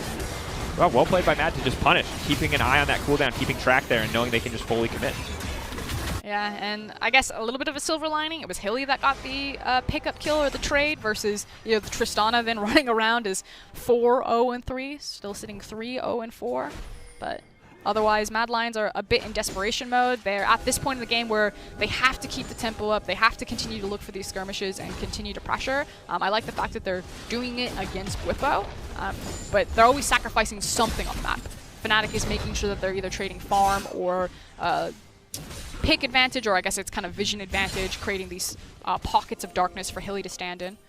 And to be fair to Mad, they are getting something out of it. Whippo's been put very far down. He's at a 2-level deficit. And while we were initially very excited about a Ruby Crystal, a Doran's Ring, and some healing reduction, we're 8 minutes forward, and we've only really seen Boots 2 now coming in and a little bit more. Reckless is forced to heal and zoom his way out of that one. So Whippo has been put in the gun and is going to need some time to recover here, or just accept his role in the team as an ult bot. I'd love to get another look at what Kaiser just did right there. He had ultimate, and I swore he was in range to use it. Now, Reckless was pretty fast on the flash there, but I didn't get a good enough look to see why Reckless didn't die. Use the heal. Actually, just use the heal to zoom out. So not even as instantaneous as the flash. They're going to dive him. Good setup here, but Hylissang's on the way in. There's a Lantern there as well. He's just going to backstep. The ulti's still coming out. Shadow can try to chase, but they will retreat. He's Very clean. good timing. Yeah, I was saying the guardian angel of Reckless at this point in the game. Reckless and Hilly are so clean, because meanwhile, that's so many resources, not just in cooldowns, but in time investment and number investment, and Nemesis is still just being an absolute menace on the side. Thank you, observers. Yeah, he could have ulted it. I guess wanted to aim for the hook? I'm not sure there. Maybe wasn't too confident in where the rest of his team was. Be an interesting one to ask him about at a later point. And Shadow risking getting hooked here. But we'll now just know that Fnatic have multiple members committed. The ward has spotted them out. If Mad want an opportunity to fight, the time is now. I believe Arome can steal Bwipo's ult if Bwipo comes to the fight. The cooldown should be down at this stage of the game. Yeah, I think Mad Lions are going to go ahead and give this one up. At this point, I think they need to kind of fall back to their pick tools. They're not finding the skirmishes that they need. They need to invest gold to clear out some vision, create pockets of darkness, and then start playing around Nautilus CC or Syndra pick potential. So make sure that they're getting a faster rotation starter, stand the fog of war, and hopefully someone just blind face checks into them. And that sounds a lot more limited than the options were at the start of the game. They can still try to punish Bwipo. Like, you can see that they're setting up Humanoid on a side lane, and their little Peter Pan buddies, the Shadow of Kaiser and Shadow. Man. Standing under... even Peter Pan's Shadow has a shadow, I guess. It's the Shadow squared. Here we go. This is what we want. Nemesis just going to get hooked up, just going to get knocked out, but the follow-up there over the wall from Bwipo. Now they're trying to turn the fight despite all odds. Selfmade now needs to retreat. Bwipo trying to run out to safety. Body slam. When's it going to be back up? LeSang there with the lantern, and Selfmade hung out to dry here as the hook comes back in. The scat of the week as well, but now Fnatic decided it's time to get the fight started. Bwipo actually has some decent damage, and here comes the Reckless ult. Won't find a kill yet. So far still positive for Mad, but as Humanoid gets hooked, it might turn against them. Double kill for the Thresh on the bottom side, and Bwipo slowly but surely chasing down the Nautilus. Is Hilly going to get it? He's hungry. And for the LCK fans out there, that's the Dudadunga TFT emote special. Just absolute BM. Gives the kill to Reckless. Well played. Yeah, and unfortunately multiple kills. Arome did clean up a lot onto the top side, but it also rotates into the Dragon. It looked good initially for Mad. They got the picks that they wanted, but they just overcommitted a bit, and Fnatic still have sizable gold leads and item leads on multiple people, so they're able to fight even from disadvantages quite effectively at this state. Ooh, but Humanoid still going to try to go for the flank here. Big flank. Trying to double dash through to get to Reckless, but the Cloud Shrine actually going to make sure that Reckless gets out to safety. Plus now flashes as well, and Mad are they're just getting danced on. They're literally, their ankles are being broken in front of us, Frostgurn. That was their ankles clean were movement. just shattered right now. That hurt so bad. Okay, so Mad Lion fans, you can look at this one at least for the initial part of the clip, because this one feels pretty good. You used the frog before, you got a couple of kills, you get some shutdowns. It's like, it's all good. It's like kind of at this point that you want to close your eyes, because Fnatic now will just chase down. Hilly is having a phenomenal game on his Thresh, famous for it, so it's always nice to see that one. He's set up so many plays. He's been so clean on this Lantern, and the replay that I really want to see is him breaking Mad's ankles with this the back outplay. half of that fight was so good for escapes. It looks like in the observer's meantime... but he got the tower, guys. He got the tower, and I think 4 waves. And it's only a 4K, or it's only a 5K gold deficit. It's not really growing at this stage of the game. Of course, it is 2 dragons to 0 now. That is something to think about, though, the side lane. You know, with Silas and Renekton, at least pending the lane matchups, they could try to tear Fnatic apart. You would assume that they have advantage over the Malphite at least. Hard for me to say on the Tristana point, but we'll find out as we get later in the game. 3 Drakes for Fnatic, excuse me. And now moving on to Cloud Soul at this point of the game. That will be big because you might have noticed, but they're a very ult-reliant team with the Malphite Gragas misfortune. Not that they've technically needed them across a lot of these fights. That's also the timer that you pointed out, the soul that's coming up here for Fnatic on Mad Lions, that, you know, pending lane assignments, if they continue to try to exploit these side lanes they've been doing, shadowing the Renekton or now shadowing the Silas to, you know, force Fnatic to respond to them to try to eke something back cross map. Eventually, Mad Lions will have to group for the soul. And that's when Fnatic get to finally force their big 5v5 on them. Mad Lions do get something there, but they are trading, it looks like, 2 tier 2s for 1. At this point, I think Mad Lions are in a bit crisis mode. Funnel up as much gold as possible, like hoover everything up, jam it all into your mouth, because we are on a timer now where we're either going to be 5v5ing for this Baron or 5v5ing for this Soul. It's a lot of pressure. And we have to remember, Mad Lions, because they're in the upper bracket, if they lose, they're not out of playoffs. But if they win, they lock top 2 in their first split in a league with Fnatic and G2. At some of the strongest points they've been in history. Now, admittedly, G2's last series wasn't spectacular, but this is still the same G2 that won MSI and went to World Finals. So for Mad to finish top 2 in our season in what would have to be a reverse sweep against Fnatic would be probably the most phenomenal rookie story in EU history. Now, that starts with winning here. Ultimately, all of those titles, all of those victories mean nothing. It's all about the history that theoretically could be made today if they manage to reverse sweep. But it does feel like we're coming to the climax of Mad's composition, that their backs are a bit to the wall. They've bought enough time. They've got some good items. The Luden's completed on Sylas here, so maybe there's a chance, but it's got to have to be clean, as Fnatic are just going to continue to funnel up gold, meet them at this 5v5 for the Cloud, and I think that's going to be the big turning point for this series. And just multiple sources of healing reduction as well, so not going to be an easy game for the Sylas. He will not get a chance to pop off the Renekton as well, really going to suffer against that itemization. And you're right, Frosker, and this does feel like Fnatic's series to lose, if anything. Mad would have to dig deep and show us more than they've shown in any series that we've seen so far. They may have caught them. That's all, just going to go over the wall. A trade of emotes. Hit him with the thumbs up. Two ships passing in the night. At this point, Cloud is going to spawn, and Fnatic are actually just going to play for priority on top and mid, and then they can send one of their ADCs, either Tristana or Misfortune, to pick it up themselves as they play the pressure game, and then use Soul to force Baron play, probably. And we saw yesterday that sometimes teams aren't worried about Cloud Soul, and I would hope for Mad's sake that they are one of those teams, because I really think ults are just very, very important. Because the fact that you put Bwipo in the dirt does not mean anything. Yeah, if he has a 40-second ult cooldown, like, I'm sorry, it doesn't matter if he's 0-9. He can still win any team fight if he with a well-placed ultimate. They're getting a deep flank. Kaiser smells it. The damage. Gonna pull back here, though. Predator used by Selfmade, small cooldown to give up, but an important one. Oh, that's important. Bwipo. That's going to be a whiff, and they've already used the Lantern as well. Arome has stolen away the ultimate as well. Come on, Where's Arome. going to go? Flash it out into 3. That's this combo. That's the kickoff. But Reckless is firing back. So much damage from Reckless. Arome gets his way into the backline, but it's not enough. Fnatic are simply too far ahead. Bwipo trying to buy space, trying to buy time. Arome and Carzzy forced to fight this Malphite as Reckless just cleans up the rest of their front line. Arome taken down. Carzzy next on the list. Give him the Penta.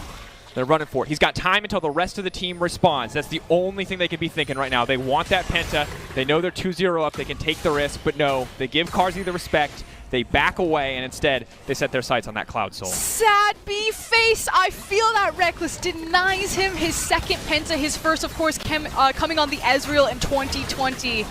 It would have been the cherry on top for what looks like a sure 3-0 from Fnatic. And you could see, again, small window, glimmer of hope. Bwipo whiffs the ultimate Carzzy very fast, hovering over the flash key, make sure that Malphite doesn't happen. And then Arome then steals the ultimate, finds the massive hit on Fnatic, and you're like, this is it. Mad Lions, this is your one chance.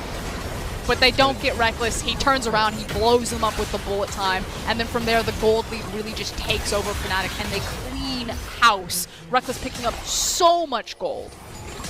He's already so far ahead, too. Now going to be approaching 3 items, and sad B indeed. Not going to have the cleanest closeout possible there, but still a 9-0-4 score line to the Fnatic superstar.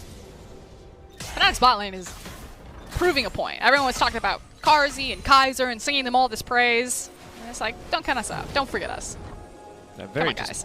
Overall, incredible. Like, I think that people will look back at this performance and remember a lot of like Reckless's amazing scoreline if he doesn't die again. But Hylissang's Thresh and these Lanterns and the way the entire team has played around that cooldown in these tight clutch situations has been impressive to watch. And now for Mad, sadly, the same story that we've been saying is true. It's about looking for picks. It's about buying time. It's about potentially, scaling up into late game. The thing is just as you fall into bigger deficits, as you give away more advantages, like a Cloud Soul, now potentially like a Baron, it just gets harder and harder to do.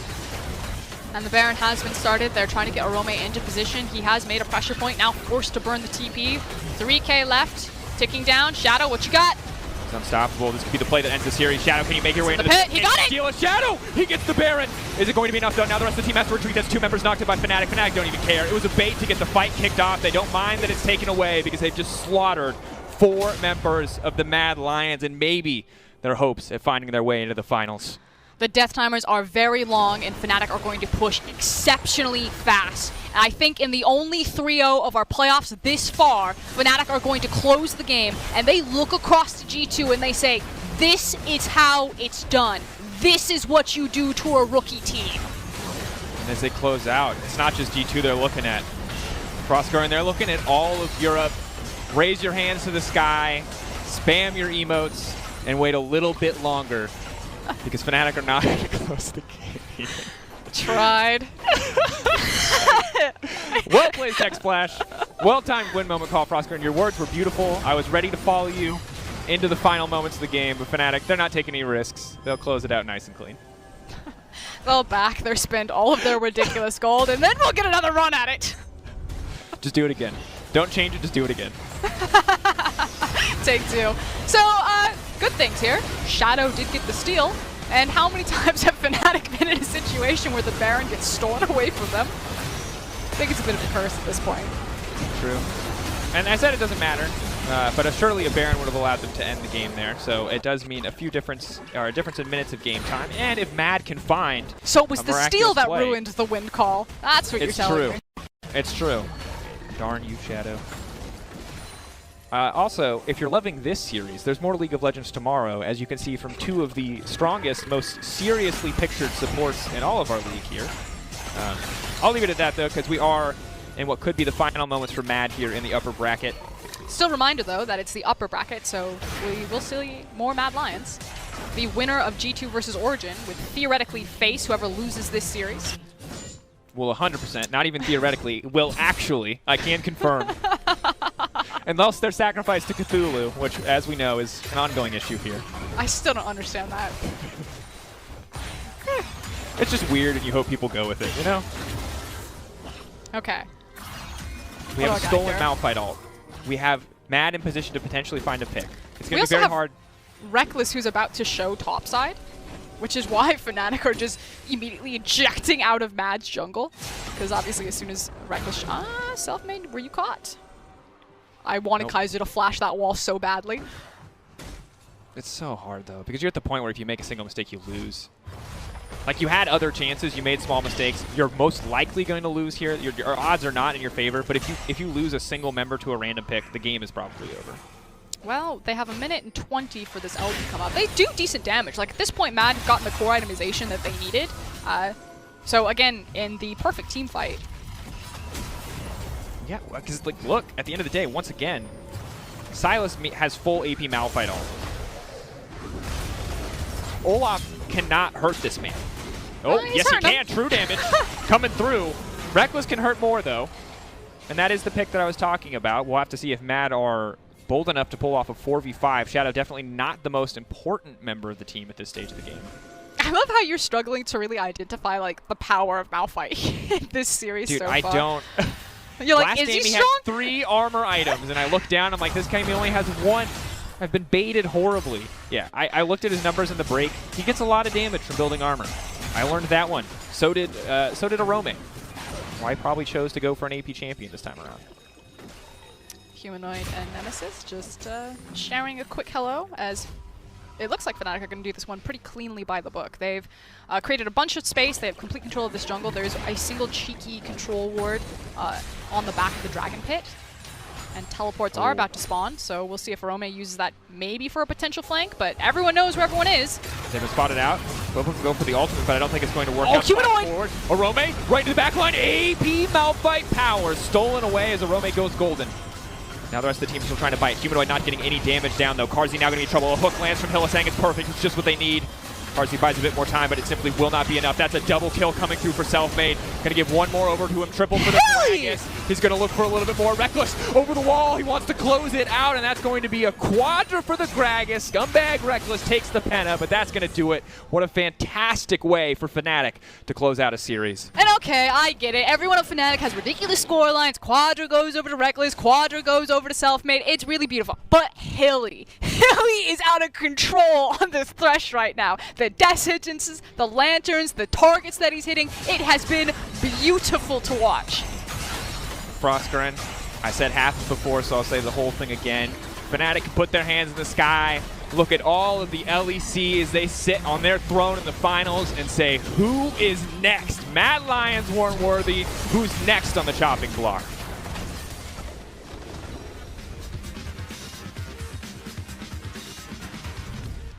And in a second, Fnatic smash Mad Lions. 3-0, the only that we've had of the playoffs so far. They are clearly the heavyweights here. And like you're saying, they look at the contenders that are left. Mad Lions will face whoever comes out of Origin versus G2, finding themselves now seated at the big three when everyone had really counted them out. Some people were surprised that they even scraped into playoffs. And G2 and Origin wanting to prove that they actually are the third best team, that they can be contenders for the title, hopefully winners one day, and G2 trying to redeem themselves after the egg on their face that Mad Lions left them. We potentially get that rematch. This is, I mean, I love our new format. That's what I will say. It feels like such an incredible story. Of course, your players of the game at Twitter, at LEC on Twitter, rather, are Bwipo, Reckless, and Selfmade. You can't go wrong. Hylissang might have been robbed, but regardless there's no wrong answer when Fnatic play a final game that good. Now, it was competition, very stiff, between all 5 members. I'm just going to throw it out, though. Hilly had an amazing last game. That was very clean Thresh play. I've never seen Lantern look so broken, incredibly impactful. Yeah, it's a nutso ability, absolutely. And I think the thing that you were saying right before we announced the Pogs is so true.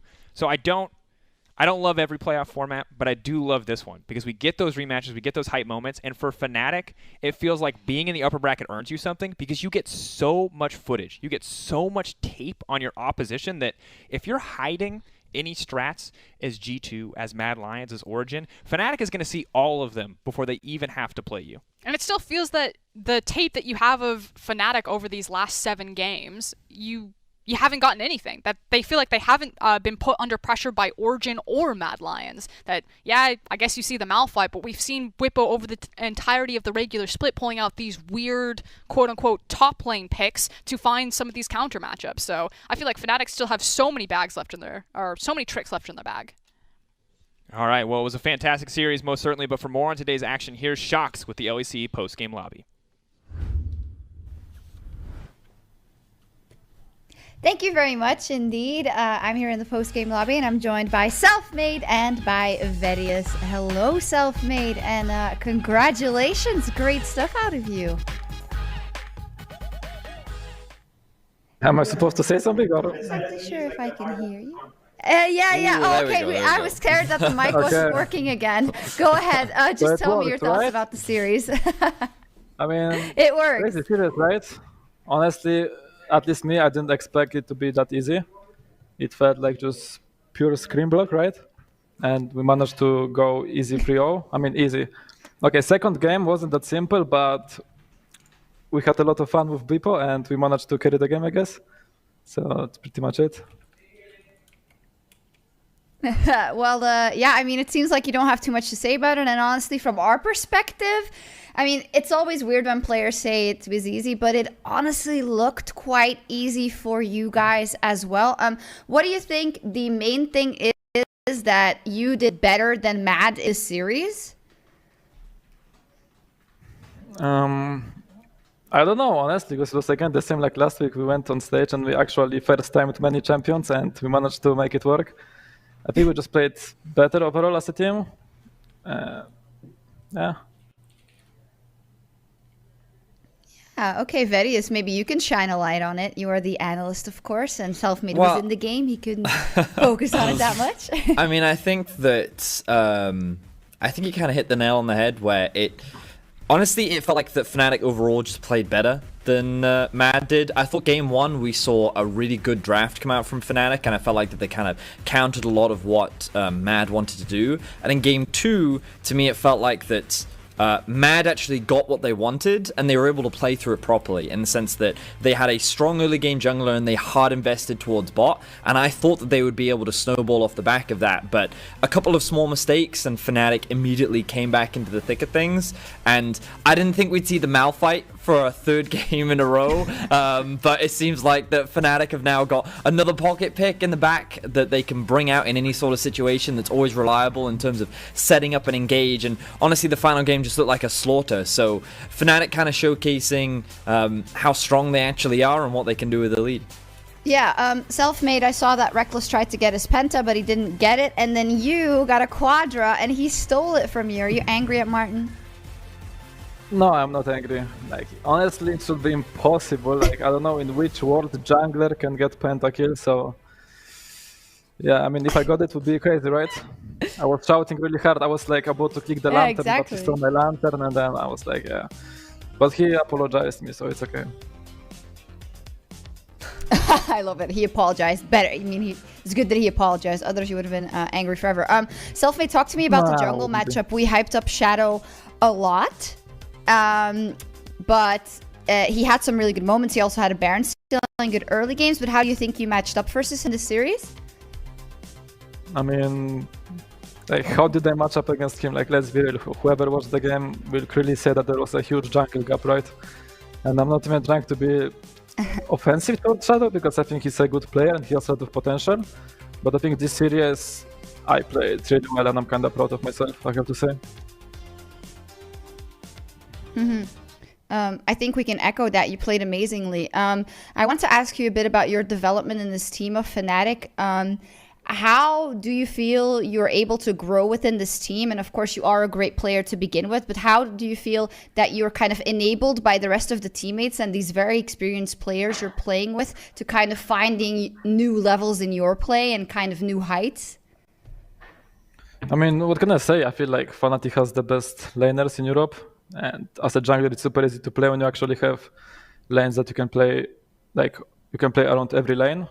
And no matter, like, how the game goes, let's say somebody goes behind, like, for example, in second game or bot lane, like, we managed to make them go really far behind. So we're like, yeah, Bwipo, it's our time to shine. We have to take over of this game. It works also the opposite way. We have, like, games where, yeah, it's same for the third game, right? It was complete opposite. They were playing our top side, so we're like, yeah, Martin, you're gonna carry this game. And that's how it looks pretty much. And I feel like I can easily become the best jungler in Europe in Fnatic. And that's what I'm working for, obviously. How far would you say you're off there? Because when it comes to kind of the context of the teams, a lot of people are saying, well, G2 didn't show up. So the way Fnatic has been playing and has been winning, they're clearly the favorites to win the whole thing. And that would make you, of course, one of the candidates to be a best jungler possibly at the end of the playoffs. What do you think about that statement?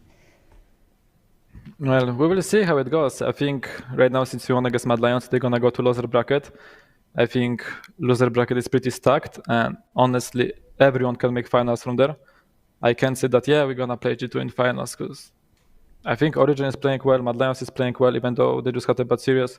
But as we saw before, they have potential, they can easily face the best teams. So, yeah, I guess. Verius, what do you think? We didn't see the best performance out of Janko's last series, but then again, you can't count G2 out, right? But Selfmade seems to be making a case for playing phenomenally so far. Well, I mean, it's funny because when you put in the context of Origin versus Fnatic, that 3-1 probably doesn't look so bad anymore, considering how they just 3-0'd Mad Lions, right? And I think that when you think about it like that and think about how Origin have evolved their drafting and how G2 right now don't look like their strongest form, it definitely looks very competitive in the lower half of the bracket. And it depends how both these teams evolve against Mad Lions and what what Mad Lions can take away from their series versus Fnatic. But ultimately, I think that what we're seeing is a clear gap between Fnatic and everyone else. And that's got to feel pretty good, especially when the vast majority of the regular season, they were either sitting in second or third. And this was one of the rare occasions where they actually went 0-2 against G2 during the regular season as well. So I'm sure that there's a lot riding on this for Fnatic, but I think, I don't know, maybe Selfmade can tell us, it must be pretty frustrating to not have the opportunity to play G2 in a best of 5, because I can imagine there's a difference between taking a split away from beating like, you know, an Origin or a Mad, but it's very different from being able to take it away from your rivals like G2. I don't think it matters. I mean, obviously G2 are like our rivals for like years, right, with Fnatic, but in the end, it doesn't matter if you're going to beat G2 in finals or you're going to beat other team. If you win, you're going to become the champion. So that's the only thing that matters. Okay. I mean, some people would think differently, but I like that you say it doesn't matter at all. I mean, if you win, that is what is most important. Yes, he did. The fans vote, okay? The fans vote. I just want to make that clear. You were in the vote, though, but it's pretty hard to work against that reckless social media magic, isn't it, Selfmade? It feels rigged. I mean, he's a phenomenal player, so he deserves it anyway. He played really well. Like, he's playing actually every game insanely good. Even the second game, he was really behind, and then he found a way to come back, which is impressive. So, wow, Selfmade, so wholesome to his teammates. So yeah, we thought. I mean, last interview we had you on. You were dropping some bombs left, right, and center, but we've got to calm Selfmade today. I guess I have two personalities. I don't know. I'm in calm mood right now. No, it's all good. We appreciate it, of course. We don't want to, you know, make you say anything you don't want to. We are going to have a quick interview, though, with Mac, the coach for Mad Lions. Mad Lions are not out, but I do want to hear his thoughts on the match so far.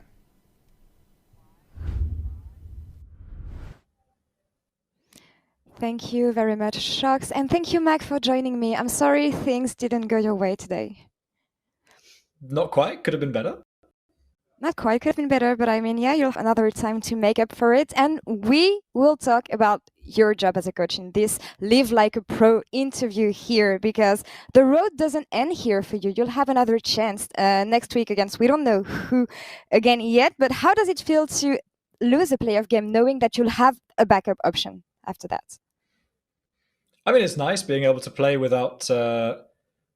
I think being in the winner's bracket allows you to play with kind of less fear, you know, and I think it's always a good thing when players are playing without fear. So that's definitely a big positive.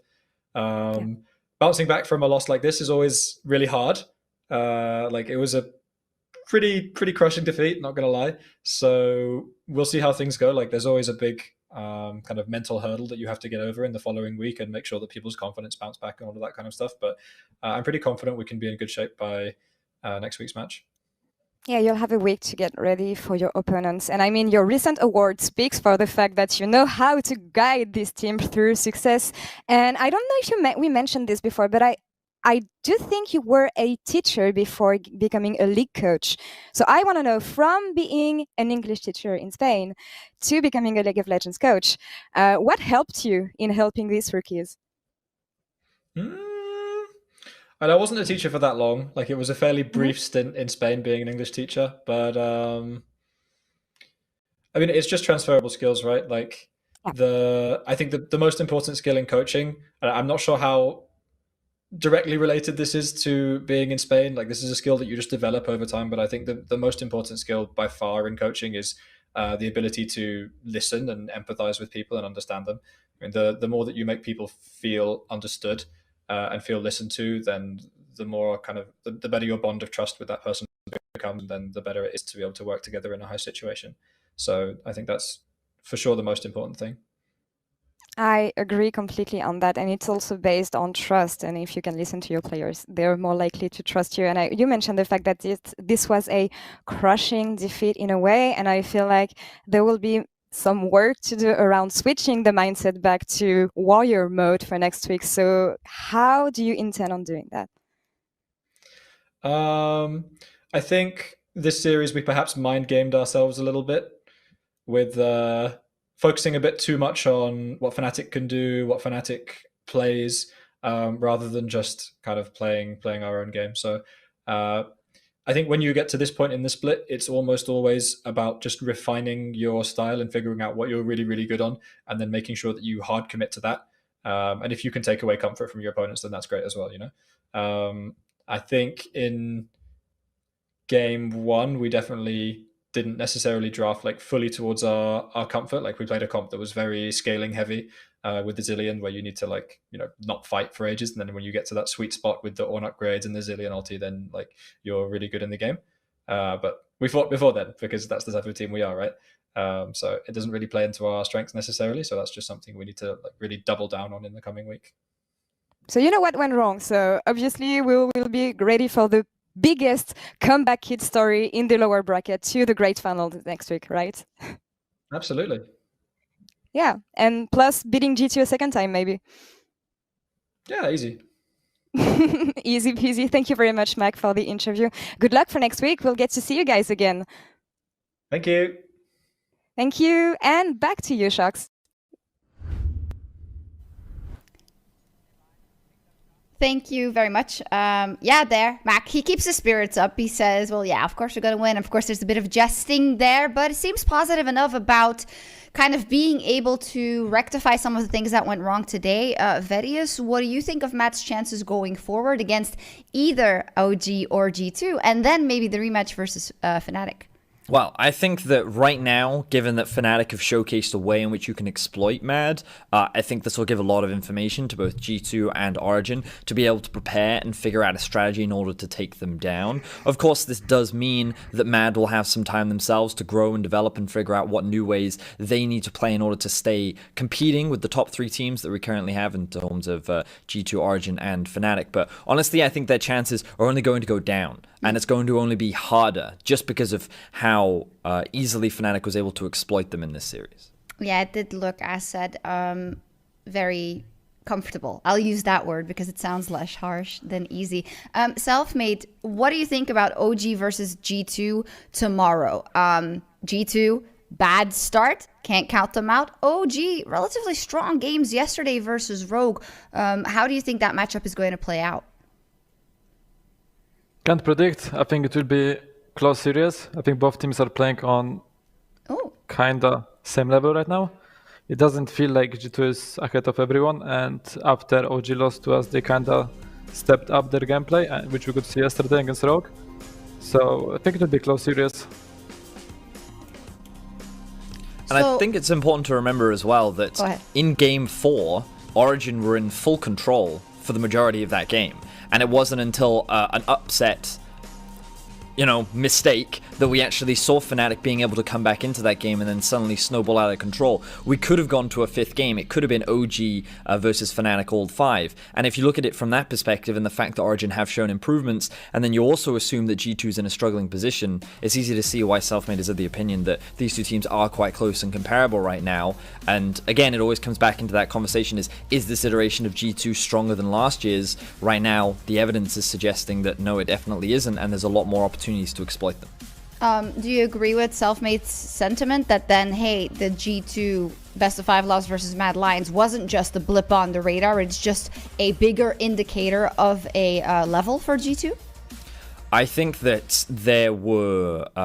I do think it was a combination of the two, because I think that G2 performed much worse, even on a bad day, than what I think we would normally expect from them. But at the same time, I think that there are issues within that team that are exploitable and can be taken advantage of by the likes of an Origin, Fnatic, and Mad Lions. So I think it's a combination of the two, and while I do expect G2 to be stronger in their best of 5 tomorrow, I don't think that they're going to be at the same quality that we saw of last year. Okay, well, we'll see tomorrow, of course. Thank you so much for joining us, Selfmade. Congratulations, and we'll see you in the final. And that'll be all from us here tonight. Across the Atlantic, though, more League of Legends in a little bit. Cloud9 will go up against Evil Geniuses. Cheeky prediction, guys? Cloud9. I don't watch NA, but I heard Cloud9 is stomping everyone, so I guess Cloud9. There we go. Cool. Well, we'll be back tomorrow for G2 versus Origin. See you then. Good night.